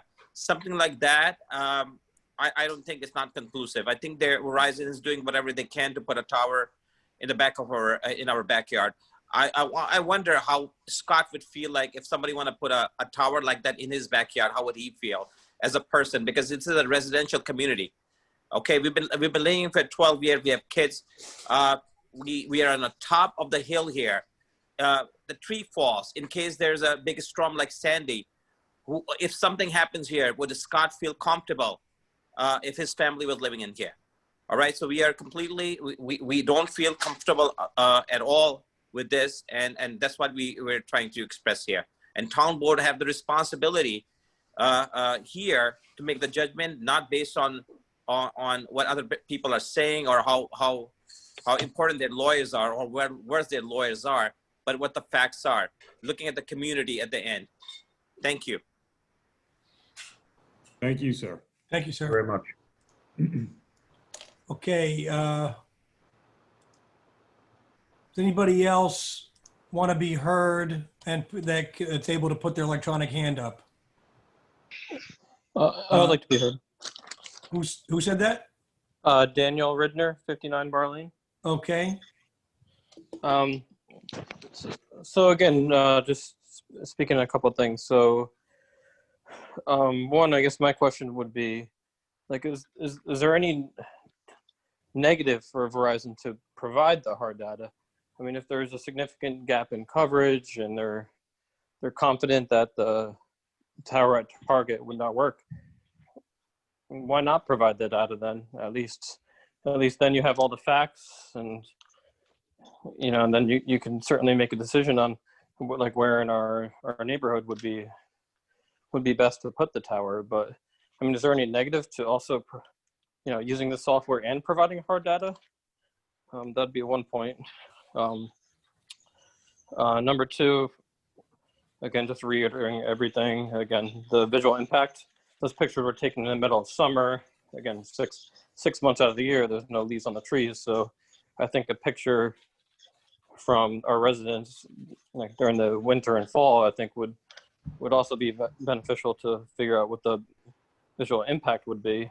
You know, there's no pictures from inside the houses, I believe. And the picture of the telephone pole was at 67 feet, but you know, it could be increased to another 20 feet or so.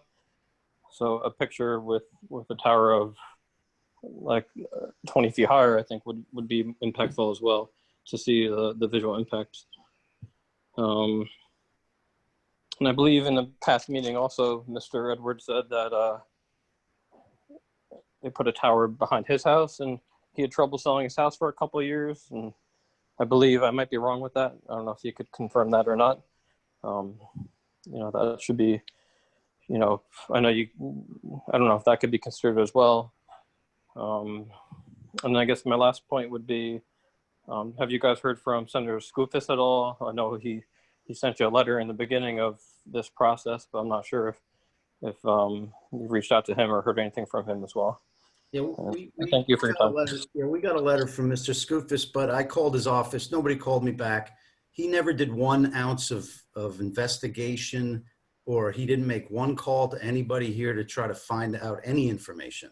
So he was obviously responding to, residents calling him, but he didn't do any due diligence to find out any information about anything that's happening. So That letter was kind of ridiculous, in my opinion.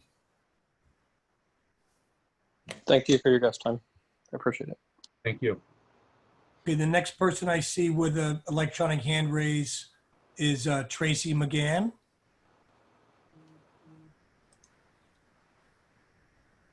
You're muted, Tracy. Oh, sorry. Thanks, Kevin. Tracy Meehan, 30 Ford Court, Monroe, New York. I'm trying to wrap my head around a lot of things going on. So, first of all, we've got this huge thing that you guys are trying to wrap up. And we have the virtual open house of the high school. So I have to miss going to the high school open house tonight to be in this meeting because this meeting was timed for tonight. Maybe it's just high school, but this isn't high school any other year, and I'm a single mom. I really need that time. I really need to go. Why is this important? Because this project is impacting my life. My uncle just died from COVID. I shouldn't have to be babysitting Verizon.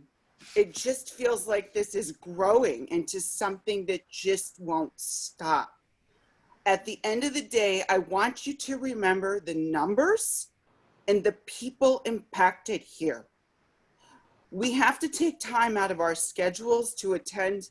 We can't go to virtual open houses. We are the residents because we have to go into something that's important to make Verizon money. I'm trying to understand once again, when I have to pay money to the village of Harriman every single year for water, I'm paying the town of Monroe for taxes. Because my uncle just died, I don't have those numbers right here off the top of my head. We are living in a world that's really upside down right now. And the fact that we have to be zeroing in on Verizon sticking a tower in the back of my home where no picture was provided from the view of my home at all, whatsoever. And it's there. The visual impact, it's impacting my life. It's outside my front door. Nobody cares that we, the residents, are paying a tremendous amount of money to Harriman and to the town of Monroe. And now I think I'm hearing a conflict of interest with the mayor of Harriman. So I'm really wondering if enough due diligence was done. I don't have any documentation as who's who, where, and fits into what financially, but I'm pretty sure the village of Harriman is going to make money off this deal. I'm just to be missing time away from my family, to be in a time when it's crucial. This is really critical time. This is our neighborhood. We are the residents. We love our neighborhood. We want our children safe. We want everybody safe, and we don't want our concerns downplayed.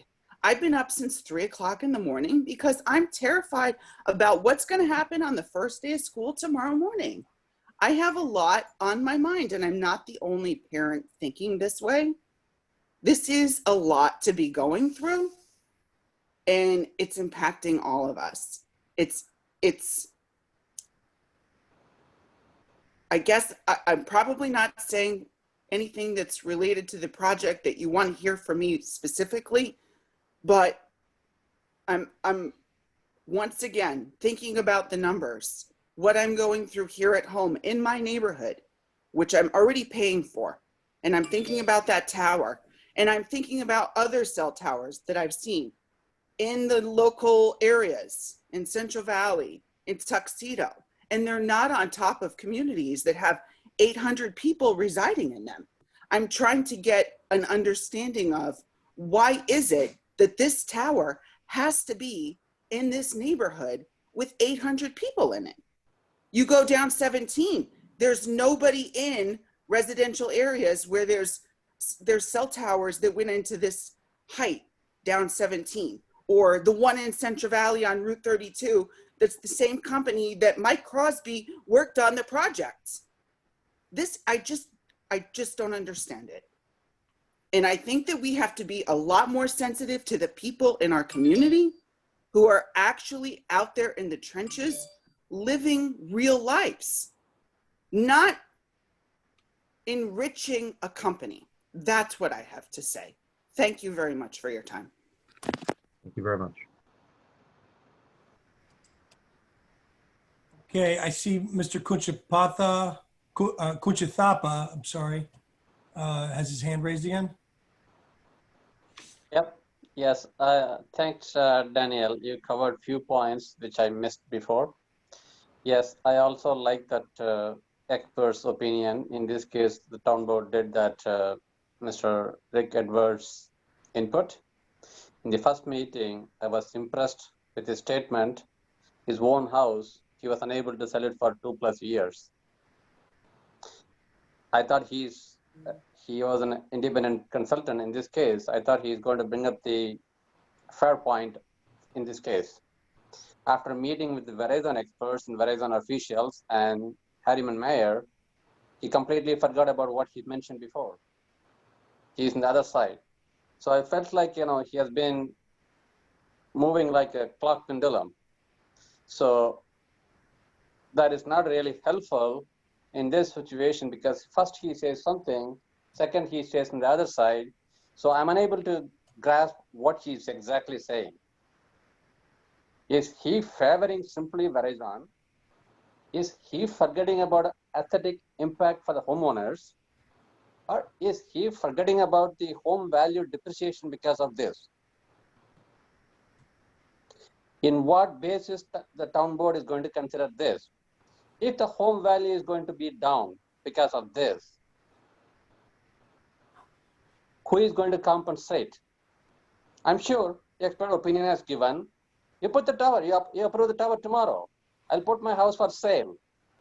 If I am unable to sell the price from what I bought it, and plus whatever upgrade and whatnot I put it, if I am unable to sell that price, not even single penny for profit, who is going to pay?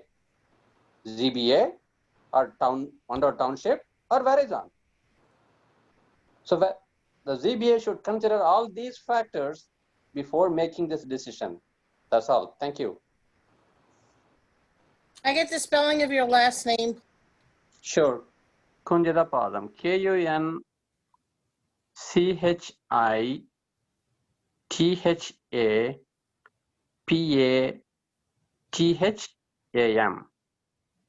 Just a heads up, Noreen, if you click participants, everybody's name is listed. You can see it just as a backup. His is too long. It got cut off. I couldn't see the whole thing. Thank you. Okay, there's somebody named Donna with the hand raised. Yes, good evening. Thank you for this opportunity. My name is Donna Lapetito. I reside at 84 Bar Lane. I have attended several of these meetings. As my earlier neighbor had mentioned, there was a high school meet the teacher night. And I know you may think that that has nothing to do. You may have noticed the numbers have gone up during this Zoom meeting. And it's because we are a bunch of committed residents who believe in family first. We are a bunch of families who support one another. You may say to yourself, this community did not all come out. But a lot of these homes are not all owned. A lot of these are rented, and they have different decisions or different agendas, renters over homeowners. So you have a strong, committed community of families. Many of us have been talking about this on the street when we see each other walking. And we say to ourselves, am I going to move out of this area if this is what it's become? I moved into this area when it was first built because it's families. So Monroe board members, I ask you, please You are my family. And if you choose to vote against or for, you're really making a statement about the type of people you want as family members in your community. So please, thank you for the opportunity to talk.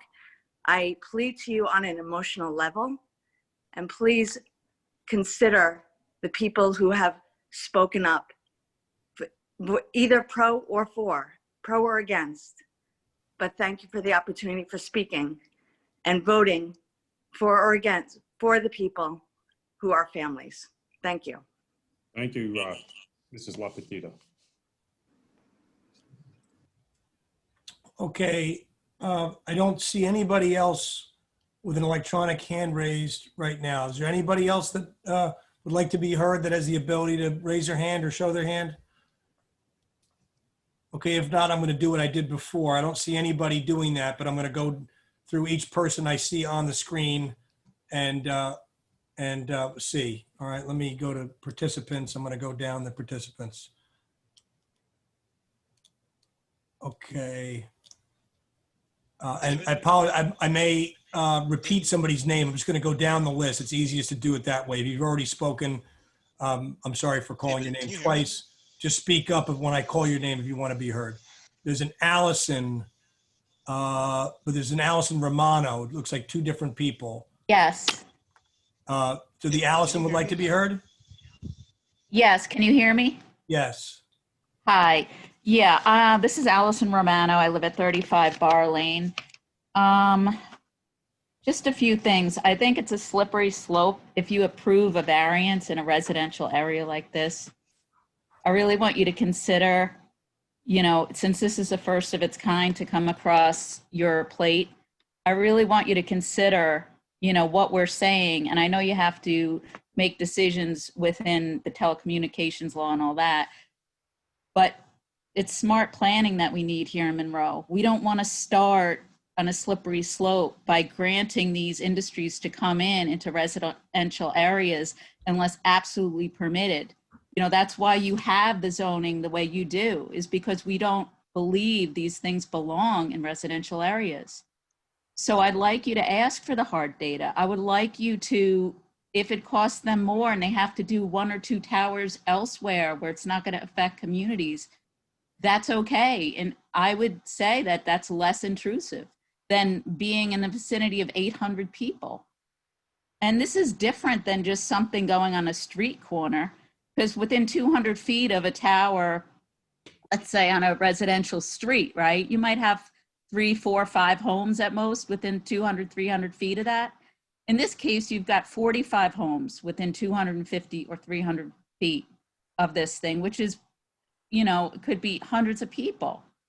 I mean, this is setting a precedent. By approving this variance for that land use, my understanding is that you've approved the variance not just for the individual applicant, but it changes the land variance for other people to apply as well.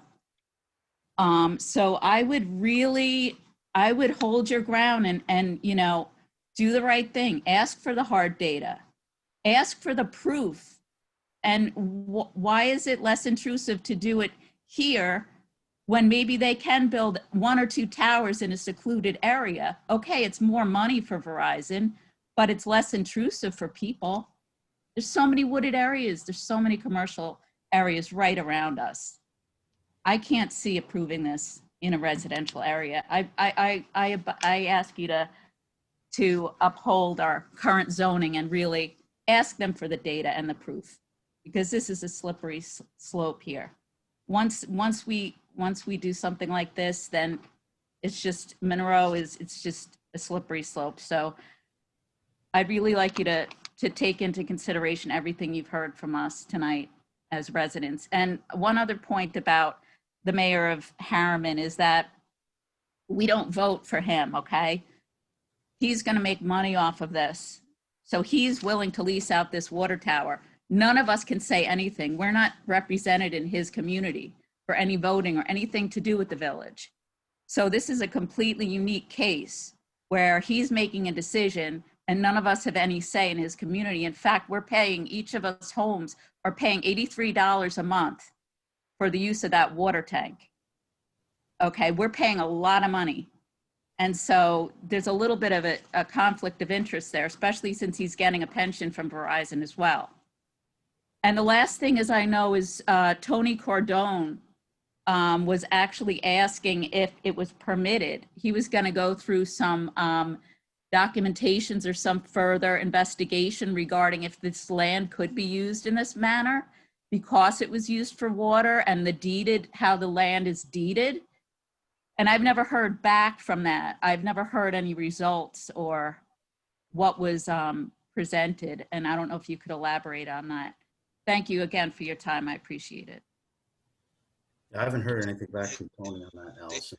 David, can you hear me? Just a point of note, Allison, though, your homeowners association is the ones that sold they sold the rights to go to that property. So that's just something you also need to know from your own homeowners. Yes. And may I say that was one person. In fact, it was one person. It wasn't even a unanimous board. It was Steve Gold. It was one person. Right, but I'm just saying it is your homeowners association that did sell that as well. So I'm not saying it's not right that Harriman's making money off of it, but your homeowners association. And they're gonna hear from all of us. Okay, great. But let me just make a note on it. It was not our association. It was one man signing off for the entire community, which is by our bylaws.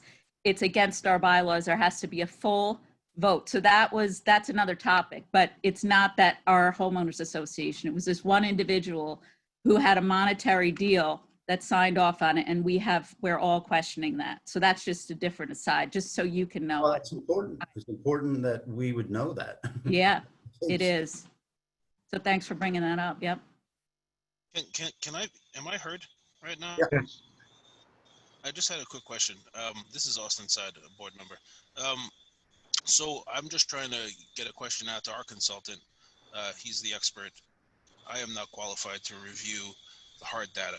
I wouldn't even know what I was looking at. That's why we hired them. So the question I have is to our consultant. Do you believe that the hard data is necessary to continue reviewing this application? Just would like an expert opinion. Are they asking me? Yes.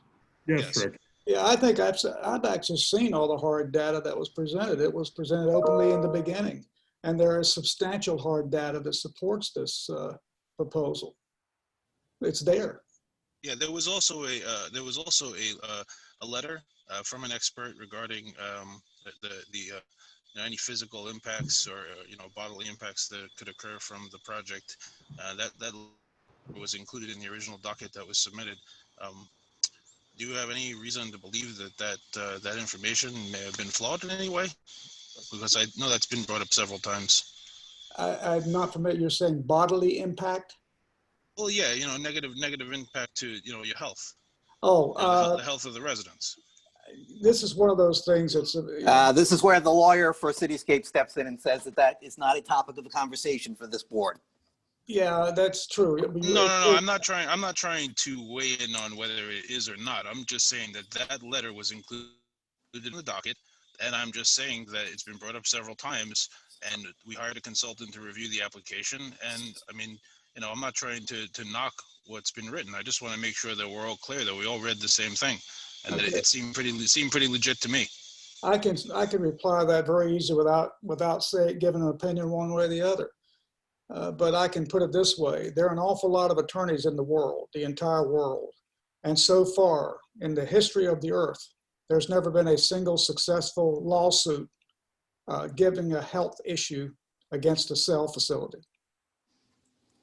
Does that help? That does. Thank you, Rick. It does. Thank you, Rick.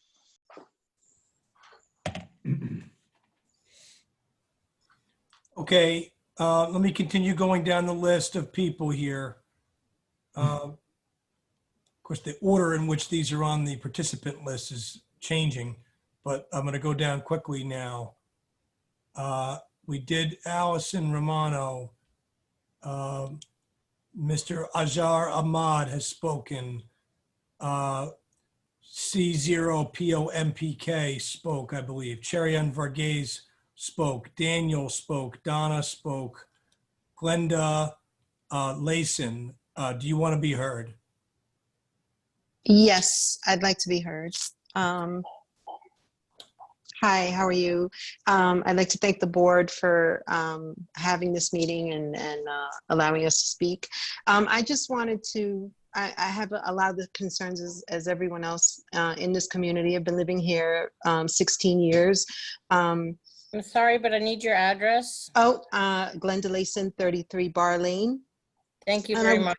And Mr. Campanelli mentioned something prior, earlier in the meeting where he said, and I know some other people said, I live right across from the water tower. 31 was one of the homes cited because we live right where that gap is, where there's like a driveway towards the tower where the town goes in, the town of Harriman goes in, checks on the tower and so forth. But the reality is they showed one picture from that site. They showed 31, and there's 5 homes in this unit. There's 5 homes adjacent to me. There's another 5 homes adjacent to my left, to my left and right. So, I mean, these are 15 homes, they're families. There was one picture from 31 Bar Lane showing you what this thing might look like or how it would impact our community in terms of the visual impact. But they showed Ford Court, which was, that's around the corner, and it's a cul-de-sac. It's not right in front of their home, and I'm not saying that it's not more important that way, but I mean, they showed one home on Bar Lane, and I think that that's important. My concerns are also with everything else. We're looking at a picture. How big are those antennas going to be? They're sizable, even if they're on that even if they're on the water tower. And like some of the other people said, you're looking at the pictures and it's fully tree lined. We've lost trees. Pretty much, 6 months out of the year, 7 months out of the year, there's no tree, there's no leaves, and the pine trees are minimal in terms of what we're seeing or what's going to be seen throughout the year. So, I've said this before, I've been on every meeting, and, I've lived here 16 years. We love our community. There are going to be trucks in here. There's going to be people coming in to check this antenna. We have young children here. We have families here, and that all impacts us on a daily basis. So I wish you take that into consideration as you make your decision. Thank you. Thank you, Ms. Layson. Okay, next up in my list, Daniel has spoken. Donna, I believe, spoke. There's a Howard. Howard, do you want to speak on this? No. There's a Jagan, Jegan. Would you like to be heard? Yes. You say yes? Yes. Okay. Would you state your full name and spell your last name? Ramaya, R as in Robert, A as in Apple, M as in Mary, I as in Iowa, A as in Apple, H as in Henry. 51 Bar Lane.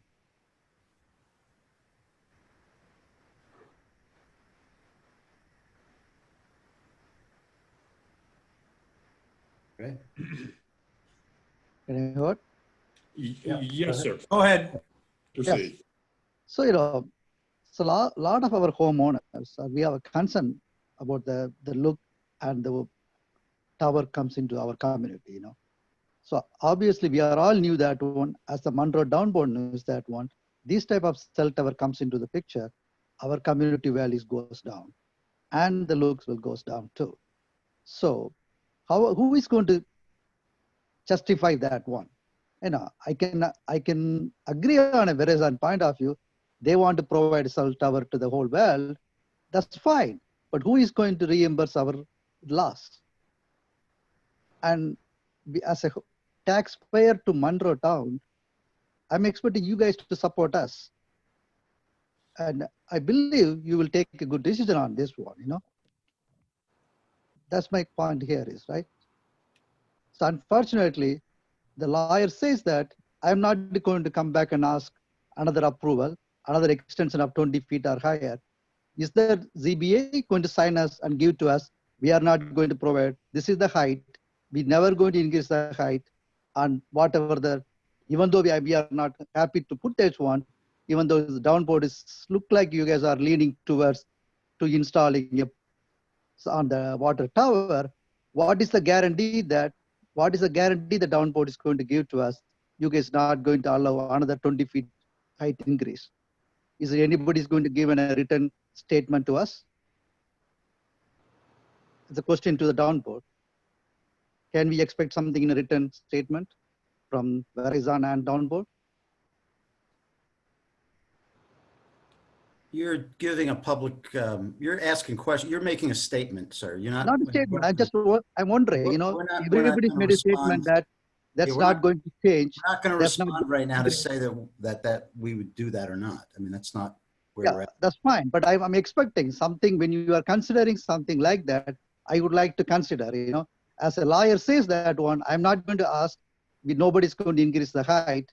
That's not true. That's going to happen. But I know you cannot make a comment, but I requested you guys, if you make the decision, please consider that also, right? Please consider if it's a 20 feet goes above, that's my responsibility. And we don't do that one, you know. Please consider all these points when you guys make the decision. Thanks. Thank you, sir. Hey, thank you, sir. The next person on the list is LRS. If you'd like to be heard, speak up. Rachel Landris, if you'd like to be heard, speak up. Sarah Coleman, same, if you'd like to be heard, speak up. Next is, we've heard from Mr. Kunchithapatham. How about Sushil Bagudia? If you'd like to be heard, speak up. Tracy McGann's iPad, we've heard from. William Height, we've heard from. There's a person on the phone, area code 1-585-409-3451. If you'd like to be heard, speak up. Another person, phone number 1-917-687-4338. If you'd like to be heard, just speak up. And last on the list is Muhammad Bilal Khan. If you'd like to be heard, speak up, sir. Okay. I'll do one more canvas on the visual to see if there's anyone else with their electronic hand raised. I don't see anybody. So it looks like that accounts for everybody who, from the public that would want to be heard has been heard. Okay, thank you, David, for going through that so Thank you. judiciously. Okay, with everybody in the public having been heard, the applicant's presentation, our consultant's reviews being presented. This is what, the fourth public hearing or fourth session of this public hearing that we've held? I think Yeah, Mike, can I interrupt you for 1 second? Just as a matter of housekeeping, I was going through my notes. I don't know that the board has declared, has dealt with secret yet. And it would be my, unless Noreen could remind me, I don't see in my notes that we've done that. One thing that the board should do is declare to be an unlisted action and conduct an uncoordinated review. That would be my advice. I'm looking back in my notes. There's a lot of notes on Verizon. I haven't gotten through all of them, but I don't recall if we did or did not declare this as of yet. Yeah, I don't see. I just went back through. It looked like the first public hearing was opened on May 26th per my notes. Correct. And I see that we dealt with it on May 26th, June 23rd, July 28th, and briefly on August 25th, just to put it over. And I don't see in my notes a declaration. So you should entertain a motion to declare it under secra and conduct an uncoordinated review. So that's a secret type 2 Not type 2, it would be an unlisted action. unlisted action. Right.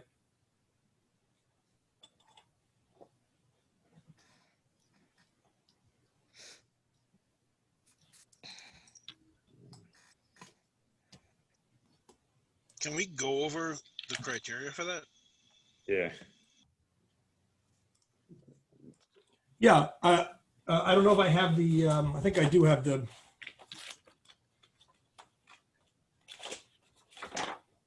I'm sure that the applicant submitted a part 1, an EAF part 1.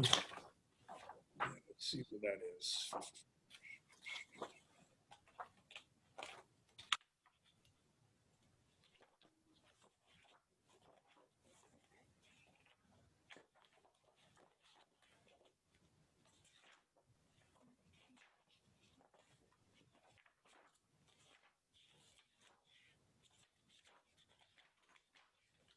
Yeah. David, we did. It's Yeah, I've got it. I Okay. just found it. It's part of the original submission on, you know, the bound copy of the original submission. It's at the end of the first attachment. I mean, before you get to exhibit number 1, it's at the end of that. And basically what the applicant does is on the EAF part 1, they go down and fill out the information concerning the project and give their answers to, you know, a variety of potential environmental impacts. And then it's up to the board. You don't have to complete the part 2 right now. Where really what you need to do is just declare it, the action. You need to declare what you're doing. And that's to declare the action type as either a type 2, an unlisted, or a type 1. I believe this is an unlisted action. And then you declare the type of review that you would do. An uncoordinated review is something that is an option when you have another involved agency, such as the planning board. You could either declare lead agency, and then you're handling secra once and for all, and you've got to give them the opportunity to be heard on whether they want to be lead agency or you do, and then you make the ultimate final decision, you know, that's binding on everyone. The uncoordinated review permits you to review it and them to review it separately once it goes back to them, if in fact there is an approval here. My recommendation, you know, in almost all instances like this, when the zoning board is asked to deal with secra, is to conduct that uncoordinated review and let the planning board take its separate look at it if and when it does get back to them. So you don't have to decide secret tonight. You don't have to make your determination of significance tonight. You just need to declare the action type and the type of review you're conducting. That's all. Okay, so based on that, would anybody like to make a motion for a secret unlisted action, uncoordinated review?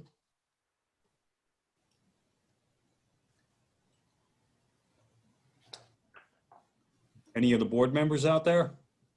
I'm a little confused on this one, Dave. So, before a board is permitted to take an action with a capital A, certain things are considered actions and certain things are not. An approval, you know, of a use variance application is an action, capital A. And before you're allowed to take an action, you have to deal with secra.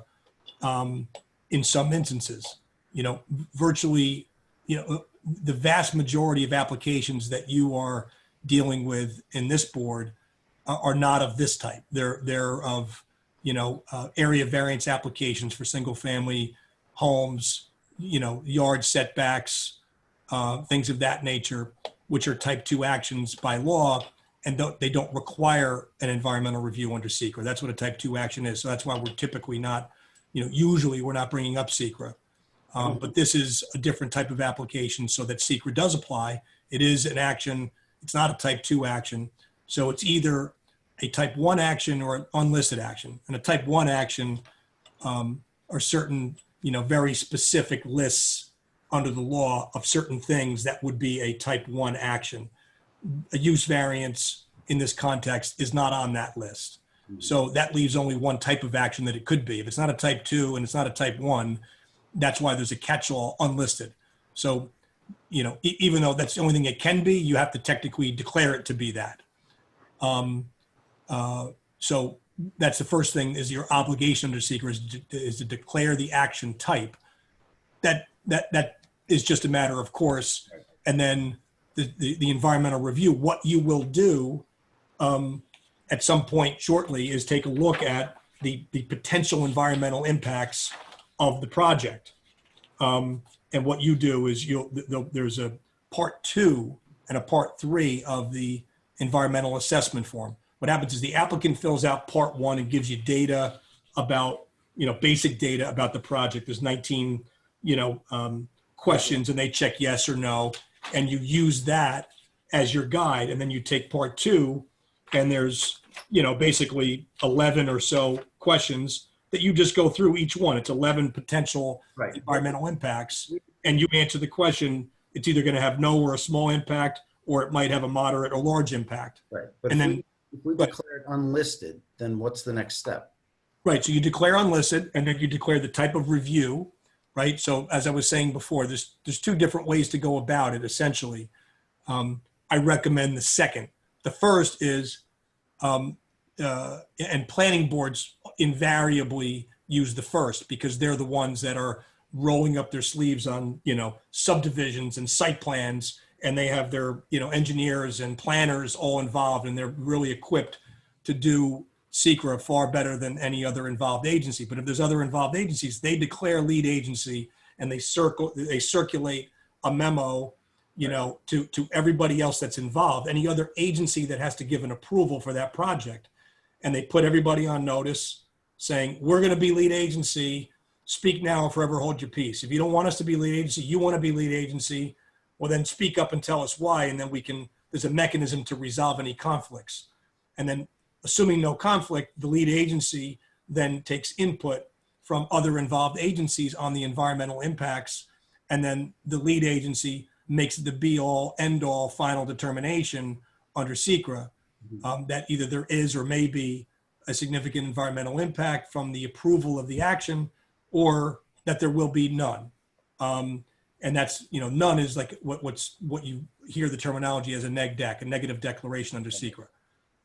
Meaning the applicant isn't required to go further and do an environmental impact statement and go through a scoping session and do that whole, that whole thing happens at that point.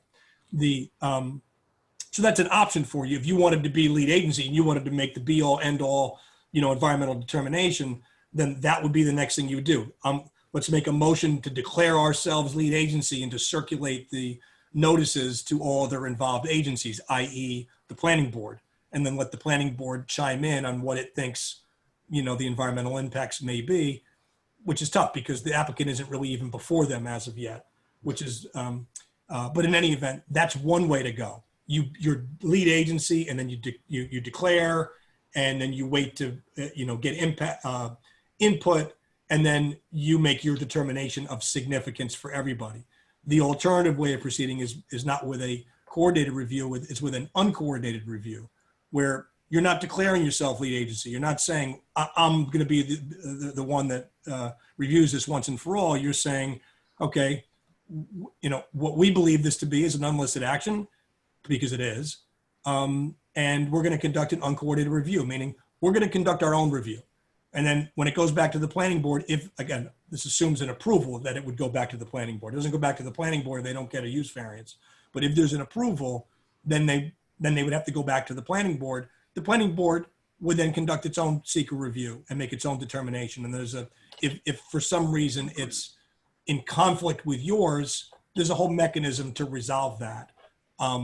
But that's, I don't know if that answers your question. So no, it does. I mean, but correct me if I'm wrong. I've been on the board for about 2 years, and I don't think we've ever had this conversation.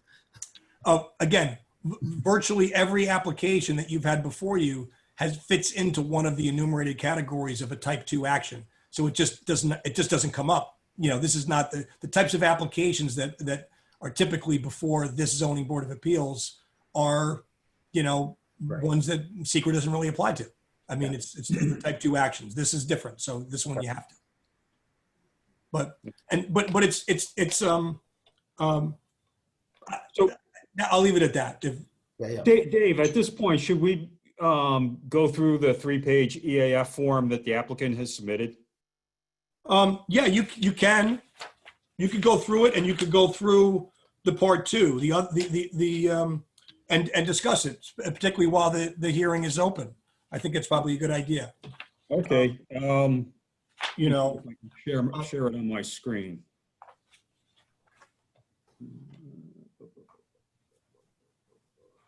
And I'm sorry, as I was talking, I'm just having a maybe an early senior moment. Did we have a motion to declare it as an unlisted action and to conduct an uncoordinated review, or we did not get that? We did not get that far. Okay, so my recommendation would be to have that motion and then conduct this review. Why don't you make that motion, Mike?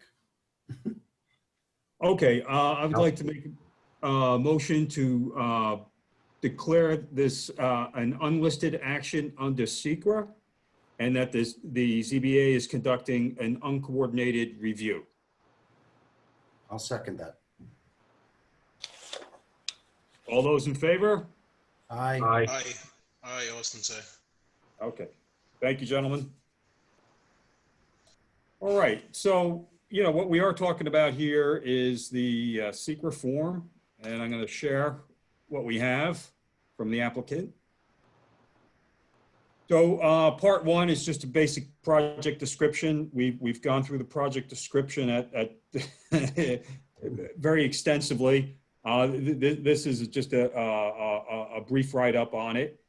The name of the applicant, the address of the applicant, which is just all information for the record. And then we go through a series of questions here. Does the proposed action only involve the legislative adoption of a plan, local law, or ordinance, administrative rule, or regulation? No. Does the proposed action, item number 2, action require a permit, approval, funding from any other government agency? And the answer to that one is yes. And it also requires Town of Monroe Planning Board approval and Building Department approval. Then it goes through the acreage of the project site. It's 0.65 acres. That's the size of the parcel that the Village of Harriman water tower is on. The total acreage to be physically disturbed, and this seems really rather small. It looks like 0.0001 acres. What is that, like 400 square feet, 40 square feet? Is that what we're saying? I don't have the plans in front of me, but usually about I think it's 48 square feet. That's what. I'm reading, as you're going, I'm reading Department of Environmental Conservation Law, Part 617, and trying to follow you because I want to make sure I totally understand this. Okay. So we're going through the short form EAF that's been submitted.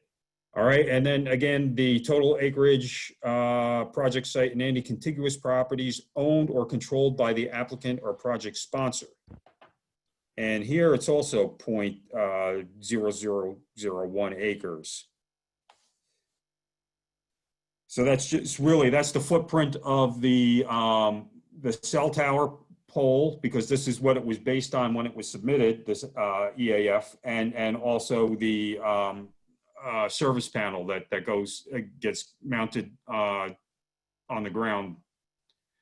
Okay, check all the land uses that occur or are on adjoining or nearby proposed action, rural and residential and forest.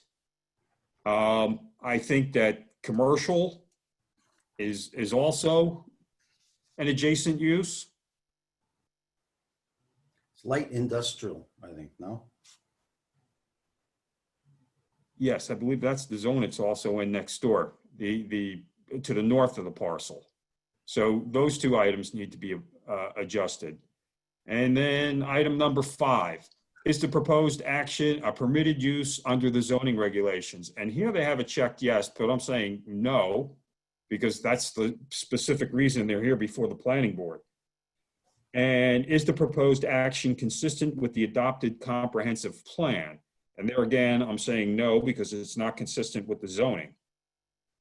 So those two items I disagree with as they were submitted. Is the proposed action consistent with the predominant character of the existing built or natural landscape? And they are saying yes, and I'm going to have to disagree with that one also. Is the site of the proposed action located in or does it adjoin a state-listed critical environmental area? And they are saying no. And I don't know that it is or it isn't. Is there any backup to the response to item number 7, Scott? Do you have any information back from the DEC or anybody identifying this as a non-critical environmental area? I'm sure Tectonic Engineering does, so I'll make a note of that and provide that to you. Okay. Okay, item 8, will the proposed action result in substantial increase in traffic above present levels? And Mike, just one quick question for Scott. If we, on 5, I would agree with you that A and B are no. Is that not agreed upon, or? Yeah, I'm marking them off as I go. I think they're no.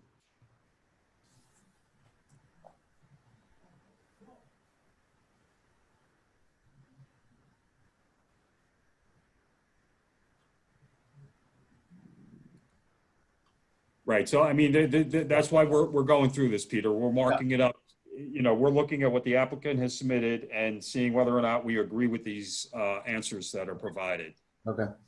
All right. Will the proposed action result in substantial increase in traffic above present levels? And they have marked no, and I believe that's true. I mean, other than the initial construction, I believe they told us that it's going to be visited maybe once a month by a service group.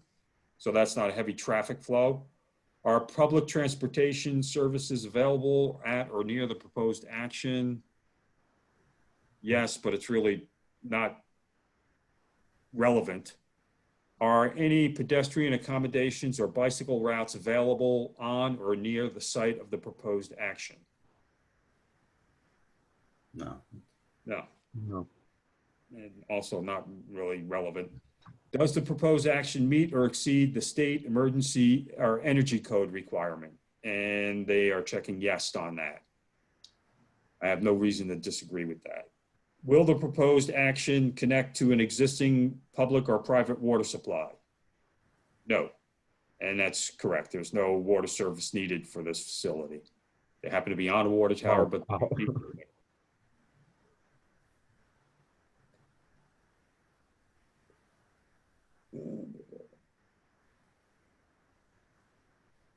okay. Item 11, will the proposed action connect to an existing wastewater utilities? No. Item 12, does the project site contain or substantially contiguous to a building, archaeological site, or a district which is listed in the National State of Historic Places or has been determined by the Commissioner of the New York State Office of Parks and Recreation and Historic Preservation to be eligible for listing on the State Register of Historic Places? And that's a no. Is the site or any portion of the site located adjacent to an area designated sensitive for archaeological sites in New York State Historic Preservation Office archaeological site inventory? And that has also been checked no. Does any portion of the site of the proposed action or lands adjoining the proposed action contain wetlands or other water bodies regulated by the state or local agencies? And here they've checked yes. And I don't know that there are any wetlands on the water tower site. Mr. Chairman, it's most likely because it adjoins the property adjoining. There may be some wetlands on the other property in the forested area. That's my guess, but I can certainly confirm. Okay. There are no wetlands on the water tank site. On the site, it's specific, right? Correct. The problem is it also talks about lands adjoining. Yeah, it could be Right. anywhere on the adjoining land, which could be a very, long way away. Yeah. And the adjoining parcel to the north is a fairly large parcel of land, so. And it may run down to the Ramapo River. So, okay, so that one's covered. Item 13, wetlands. 13B, would the proposed action physically alter or encroach into any of the existing wetland or water bodies? And the answer to that is no. No. We concur. Item 14, identify typical habitat types that occur on or are likely to be found on the project site. Check all that apply. Forest and suburban. No wetlands, no shorelines, no urban areas. Does the site, item 15, does the site of the proposed action contain any species of animal or associated habitats listed by the state or federal government as threatened or endangered species? They have listed no.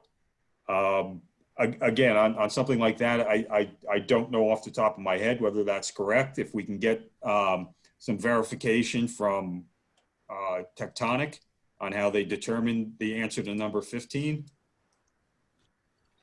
I don't disagree with it. I just don't know that that's the case. I will follow up. Okay. I Is do the know project that a lot of these areas do have that. I think the long-eared brown bat is a common one in this area. There, where it always comes up. That's true. Is the project site located in the 100-year floodplain? And that's a no. I concur with that. Will the proposed action create stormwater discharge either from point or non-point sources? And that is a no, and I concur with that also. Item 18, does the proposed action include construction or other activities that would result in the impoundment of water? No. Number 19, has the site of the proposed action or adjoining property been the location of an active or closed solid waste management facility? And that is a no. And number 20, has the site of the proposed action or adjoining property been the subject of remediation or ongoing completed for hazardous waste site? And that is a no. And this was submitted in May of prepared in May of 2019. And the applicant sponsor, who's Phil Coca? He's with Tectonic Engineering. Okay, Visual Resource Coordinator. Okay. All right, so that's a run through of the EAF in part one. And then the part two is the impact assessment. And this is the portion that the board is to fill out. But this is to be completed by the lead agency, or are we the lead agency? Well, this is assuming, it's assuming it's the agency that's conducting the review. Yes. So it's assuming it's got nomenclature in there that doesn't apply, but this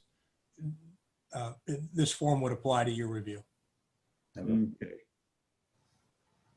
Okay, so here's a series of questions that we need to answer, and it's either no or small impact may occur, or moderate to large impact may occur. So we have to use the information that we've been provided over the months to gauge the answer to these questions. Will the proposed action create a material conflict with an adopted land use plan or zoning regulations? And just before you get into that, just so you know that this form, if you're checking moderate to large impact may occur, that's going to trigger the need for the applicant to do a full environmental impact statement and a scoping session and so on. So the answers, just so you know what the consequence is of checking a box off. Really, if you check any of the boxes off on the right on any of these, the applicant's going to have to move forward with an environmental impact statement, and it spins off into its own full environmental review in that regard.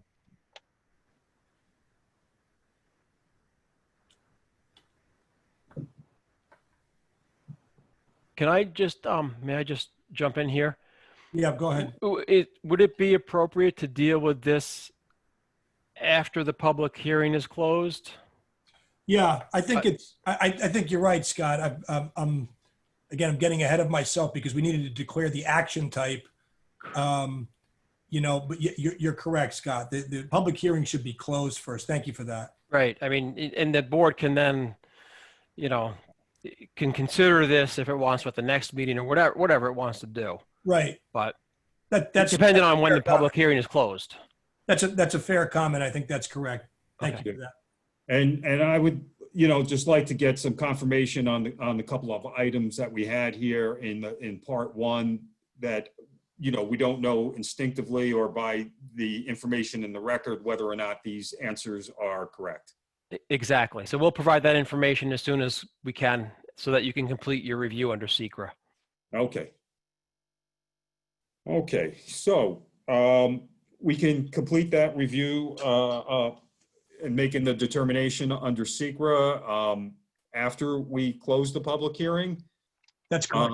So the question becomes, at this point, we've reviewed all the information that's been submitted. We've asked the applicant numerous questions along the way. We've had a great public participation in this application, more so than any in the past, in all my time on this board.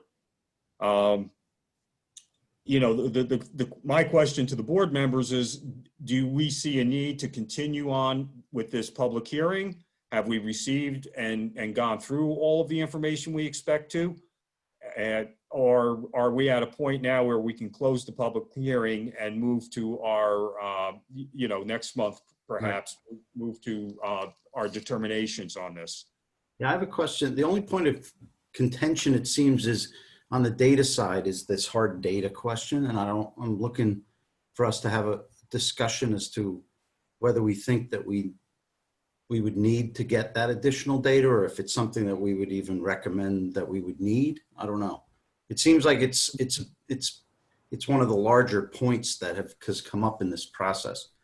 Rick Edwards had stated that there was hard data, and he went over it. He concurred with what the hard data was. Yeah, but I think there was some hard data, specific hard data mentioned regarding this drive by, you know, dropped calls, this kind of thing. I don't know if that data was ever, I don't know if that's something that we would want them to have to do an analysis of. It seems like the one point of contention regarding data that came up today. So I don't know if. Mike, I don't think there's any need to have the screen still shared on the EAF. Right. Maybe we could see each other better if we took that down. I mean, what do you think, Mike? Do you think that we need more data information? Well, I mean, I don't. You know, this type of RF engineering is beyond my means. I don't know what the hard data would even look like, but if Rick has reviewed this file and he said that from the beginning of this record, they had submitted that hard data and he's reviewed it, you know, if he wants to point that out to us to clarify it, you know, just to confirm that we have already received that hard data, I would appreciate that. You know, because I hear what you're saying, Peter, that, you know, this has been the ongoing theme through tonight's meeting is what about the hard data? What about the hard data? And I'm not exactly sure what it looks like one way or the other. So maybe Rick can help us out in answering that question.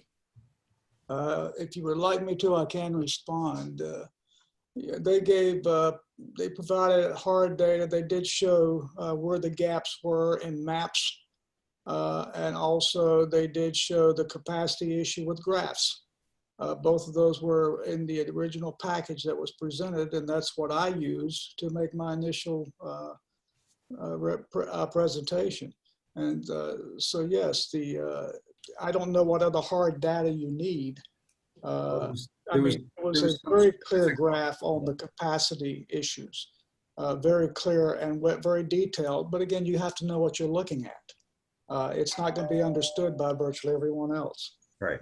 No, I'm talking about the hard data that was mentioned by Mr. Campanella and others about dropped calls or drive-by. That's what I'm referring to. The Right. capacity issue helps on that also, because again, it does show where their system is overwhelming.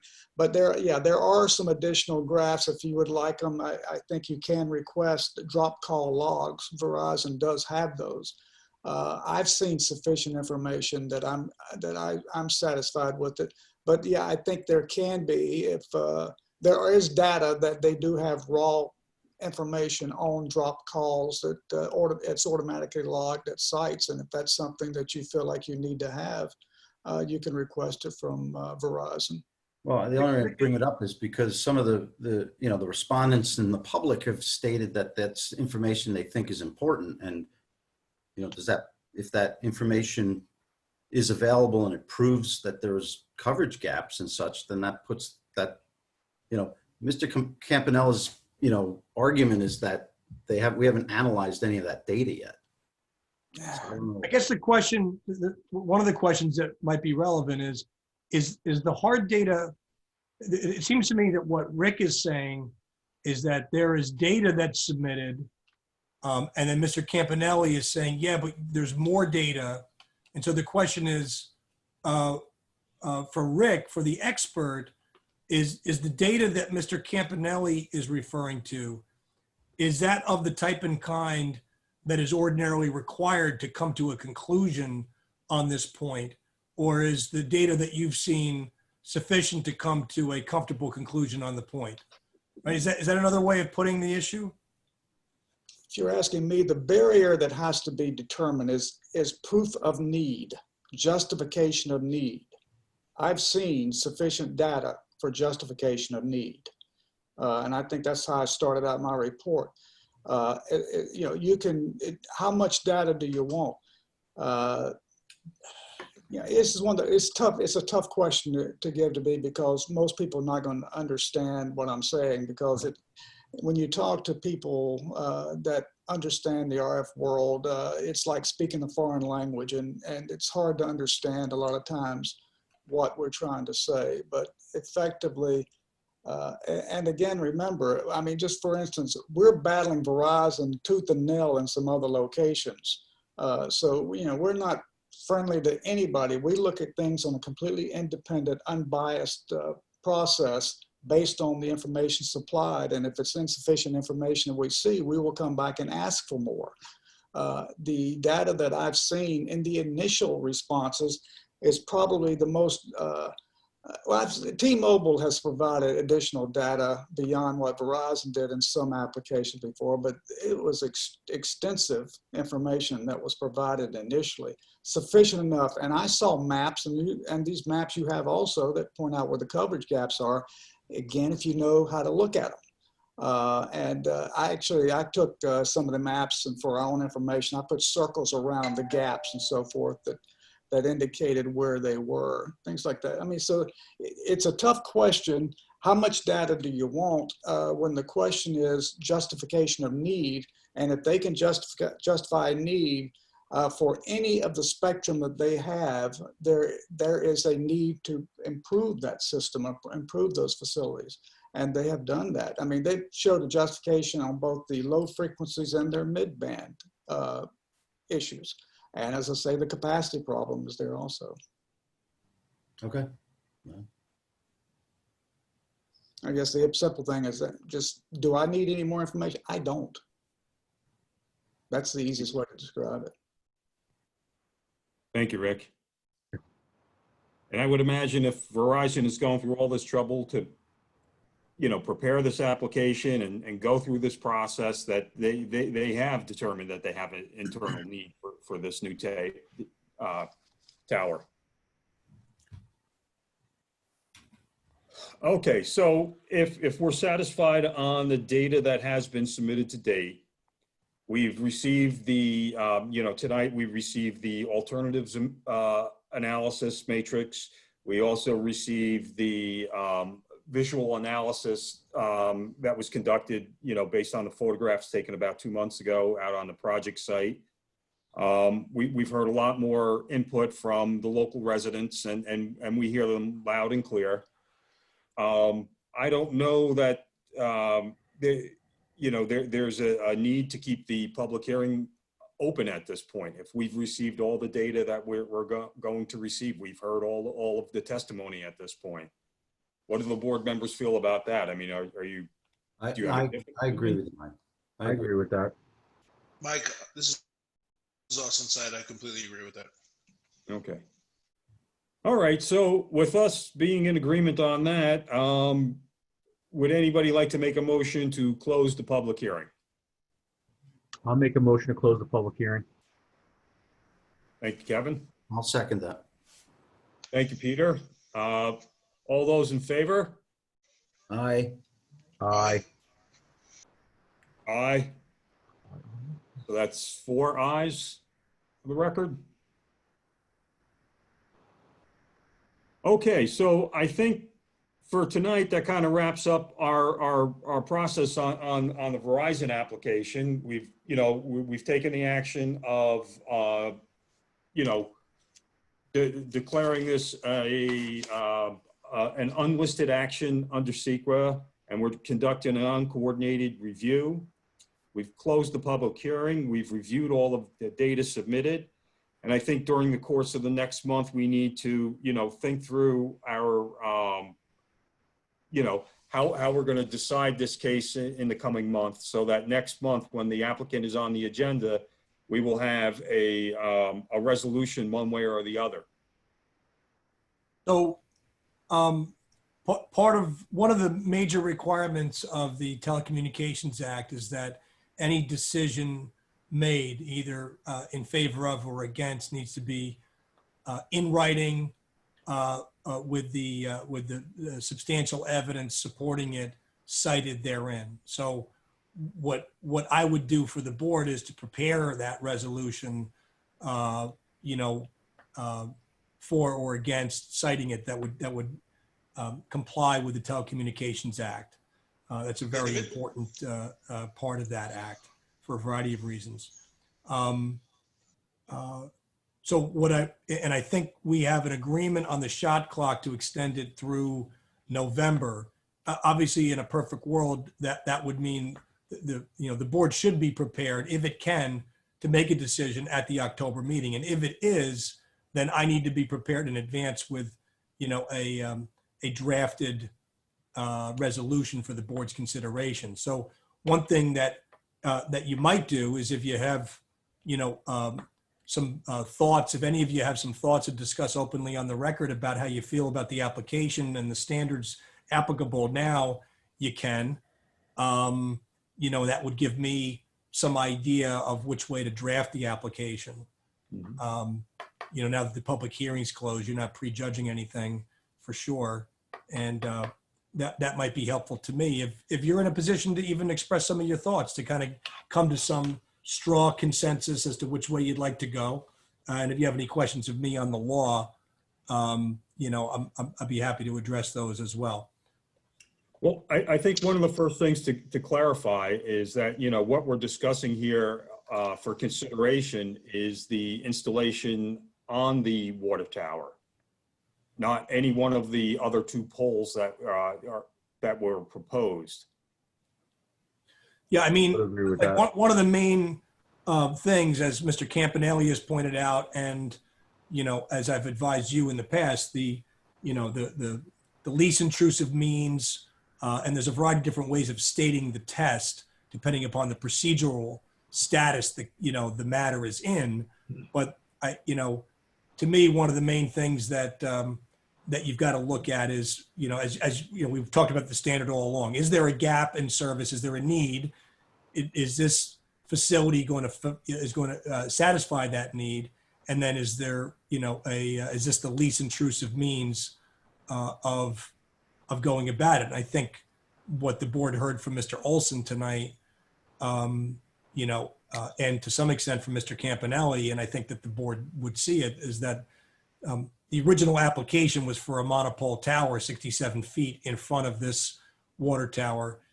I think with the submissions in early September that the board went over tonight, it would appear objectively that the strapping it to the tower is less intrusive than the pole in front.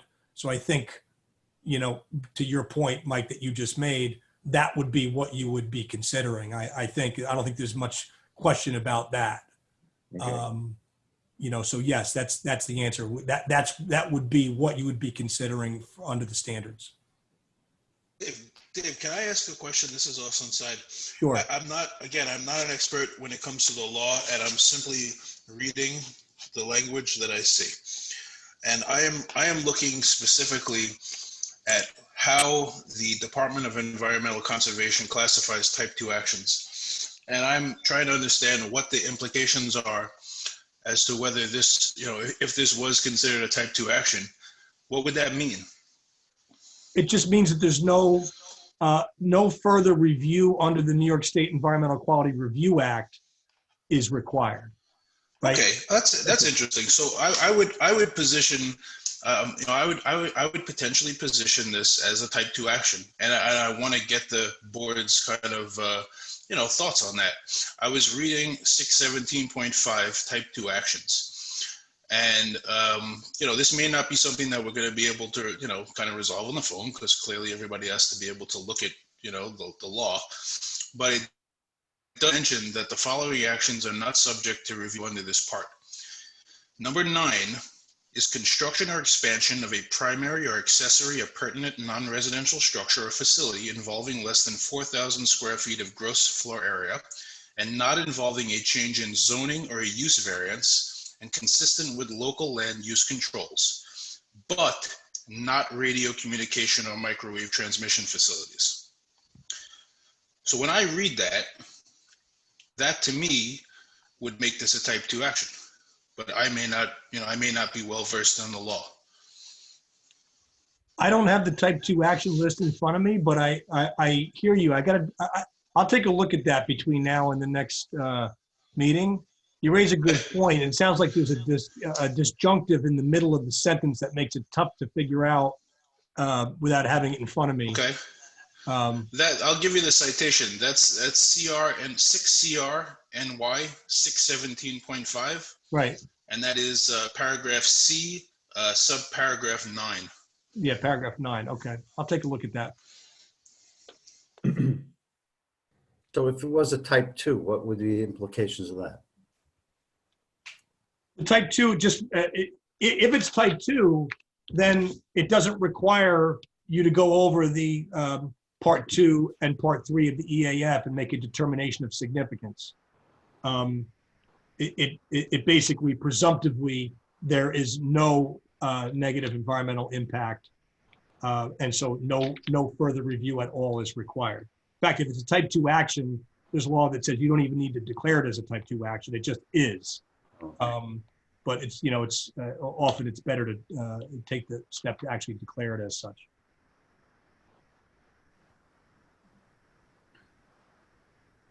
So I'll take a closer look at that. David, it's Anthony. I just sent it to you. Yeah. Hi. Okay. Yeah. I see an email from you. That's I don't see 9 on there. This looks like it's a different list. Yeah, it's the 1, 2, 3, 4, 5th checkbox on the list. 5th. I see the list that you sent me. Looks like it goes from 2 to 5 to 6 to 7 to 8 to 11 to 18 to 20. Am I looking at the same thing that you just sent me? Oh, maybe not. I sent you a 1-page document. It says DASNY at the top? Yeah. There's check boxes, 1, 2, 3, 4, 5th one down says construction or expansion of a primary accessory appurtenant non-residential structure. See that? Yeah, I see that, but it's citing subsection 7 instead of subsection 9. That's what I was just looking at the subsection. Okay. Yeah, but construction or expansion of a primary accessory appurtenant non-residential structure or facility involving less than 4,000 square feet of gross floor area, not involving a change in zoning. Right. I think consistent with local land use controls, but not radio communication or microwave transmission facilities. in both instances, the nots seem to take it out of a type 2 and back to an unlisted. Right, right. So the knot brings it out, it doesn't bring it back in. Exactly. It's a knot. It's a double knot. Yeah, not involving a change, but not radio communication. So in other words, construction that fits into the primary description there would be a type 2 action. Okay. You know, and so if it did include, if it did fall within one of those categories, then you have the end, but not radio communication. So it's accepted there. And then Yeah, but if you look at the actual language in the beginning, right, it says the following actions are not subject to review under this part. right, meaning that they are a type 2 action. Action. Right. So And that then if there's it's, the two knots that are the zoning action and then the radio frequency towers. yeah, so both knots apply to bring it out of type 2, meaning you are unlisted. That's, you know. Got it. Yeah. That's my conclusion. Yeah. So that would push this into unlisted. Okay, good. Yeah. Good. Just trying to make sure that, you know, looking at the actual code, the forms to me are interesting, but I'm just trying to look at the actual language. I appreciate that, Austin. Thank you.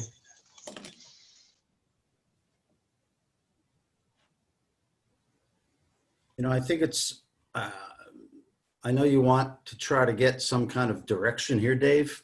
If possible, you know, I mean, if not, then I'll be honest, I've got a lot of questions and a lot of thinking to do about this process. that's fine too. I have some serious reservations of deviating from our current zoning laws. So that's something that I'm wrestling with. Yeah, I understand that. And I don't know. I mean, Yeah, look, you heard a lot tonight. You've analyzed a lot tonight. So, you know, it may not be fair for me to ask any of you to give me your thoughts right now. So you might want to gel them, and then, you know, each one of you could call and ask the legal implications further, and I can discuss those with you and give you legal advice as to how it applies here between now and the next meeting. That's another thing that we could do. right. I mean, that's allowed, obviously. Certainly. Okay. Not only allowed, encouraged. I mean, you need to know the law. If you have any questions about the law that applies, and it's not, there's a lot of law that applies here. Right. There's, you know, there's, No, I got that memo today. It was a lot of information. I want to go through it again yeah. and really understand it. So that's fair. You know, you all know how to reach me, and I encourage you each to give me a call to talk it through with me. Yeah, and that information you said was strangely not difficult to follow. I was reading, I'm like, I got this on the first read, but I want to go over it again a little more clearly. Yeah. And double check it. That means I must You didn't have any knots, you know? Yeah, not nonfiction. Okay. Okay, that's fair. So as it stands right now, then the public hearing's closed. You have a declaration of action type, and you've got a meeting next month. And we may or may not be ready to do a decision next month. Hopefully we are. Right. You know, if we're not, then we have until November. Scott, did you look up what we had papered on the shot clock? I did, and it looks like it's November 10th. So actually, it gives you extra time beyond the October meeting. But obviously, we can talk in October about where the board is, you know, to make sure that that's, you know, properly papered up. So the October meeting is what day, Noreen? Do you have a date? It's the 27th. Okay, and then the November meeting, if for some reason it goes beyond the October into November, what's the date of that meeting? 24th. Now, of course, as luck would have it, or the absence of luck, I'm having some procedures done on my eyes in November. And November 24th, November 24th is one of those days. I'm having a procedure done on the 10th and the 24th. So I'm going to be out of commission on the 24th personally. Yeah. I actually have a conflict on the 24th myself. I mentioned that at last month's meeting. Okay. So, so let's do this. Why don't we do nothing with the shot clock yet, unless, and let's shoot for, hopefully we're in a position to make a decision at the October meeting. And if we're not, we'll know at the October meeting. And Scott, I'd ask you that if for some reason, you know, we're not able to make a decision at the October meeting, that, you know, we have an agreement in concept today to, put the shot clock over to whenever the next meeting after the October meeting is, whatever that next meeting is. Yeah. Are we okay on that? Yeah, I mean, I've got, obviously have to confirm it with my client, but, for conceptual purposes, I would say yes. Okay. Yeah, we haven't forced that issue at all. So we've been, the board has been very, very attentive to timeframes and moving forward. So we realize that this is, a complicated project for the board. Great. Thank you very much. Okay. All right. So with Verizon done for this evening, we move on to the next order of business on the agenda, All right. which was the review of minutes, was it, Noreen? Yes, but you don't have any. But we don't have any. Okay. So Nope. that streamlines our process, because after that, the next thing we have on the agenda is adjournment of the meeting. I'll make a motion. I'll second that. Yeah, We didn't even make the motion yet. I heard it. Peter did. Okay, all those in favor? Aye. Aye. Aye. Good night, everybody, and thank you for participating in tonight's meeting. Good Thank work. you very much. Thanks, everybody. Okay. Good night. Thank you all. Goodbye. Bye-bye.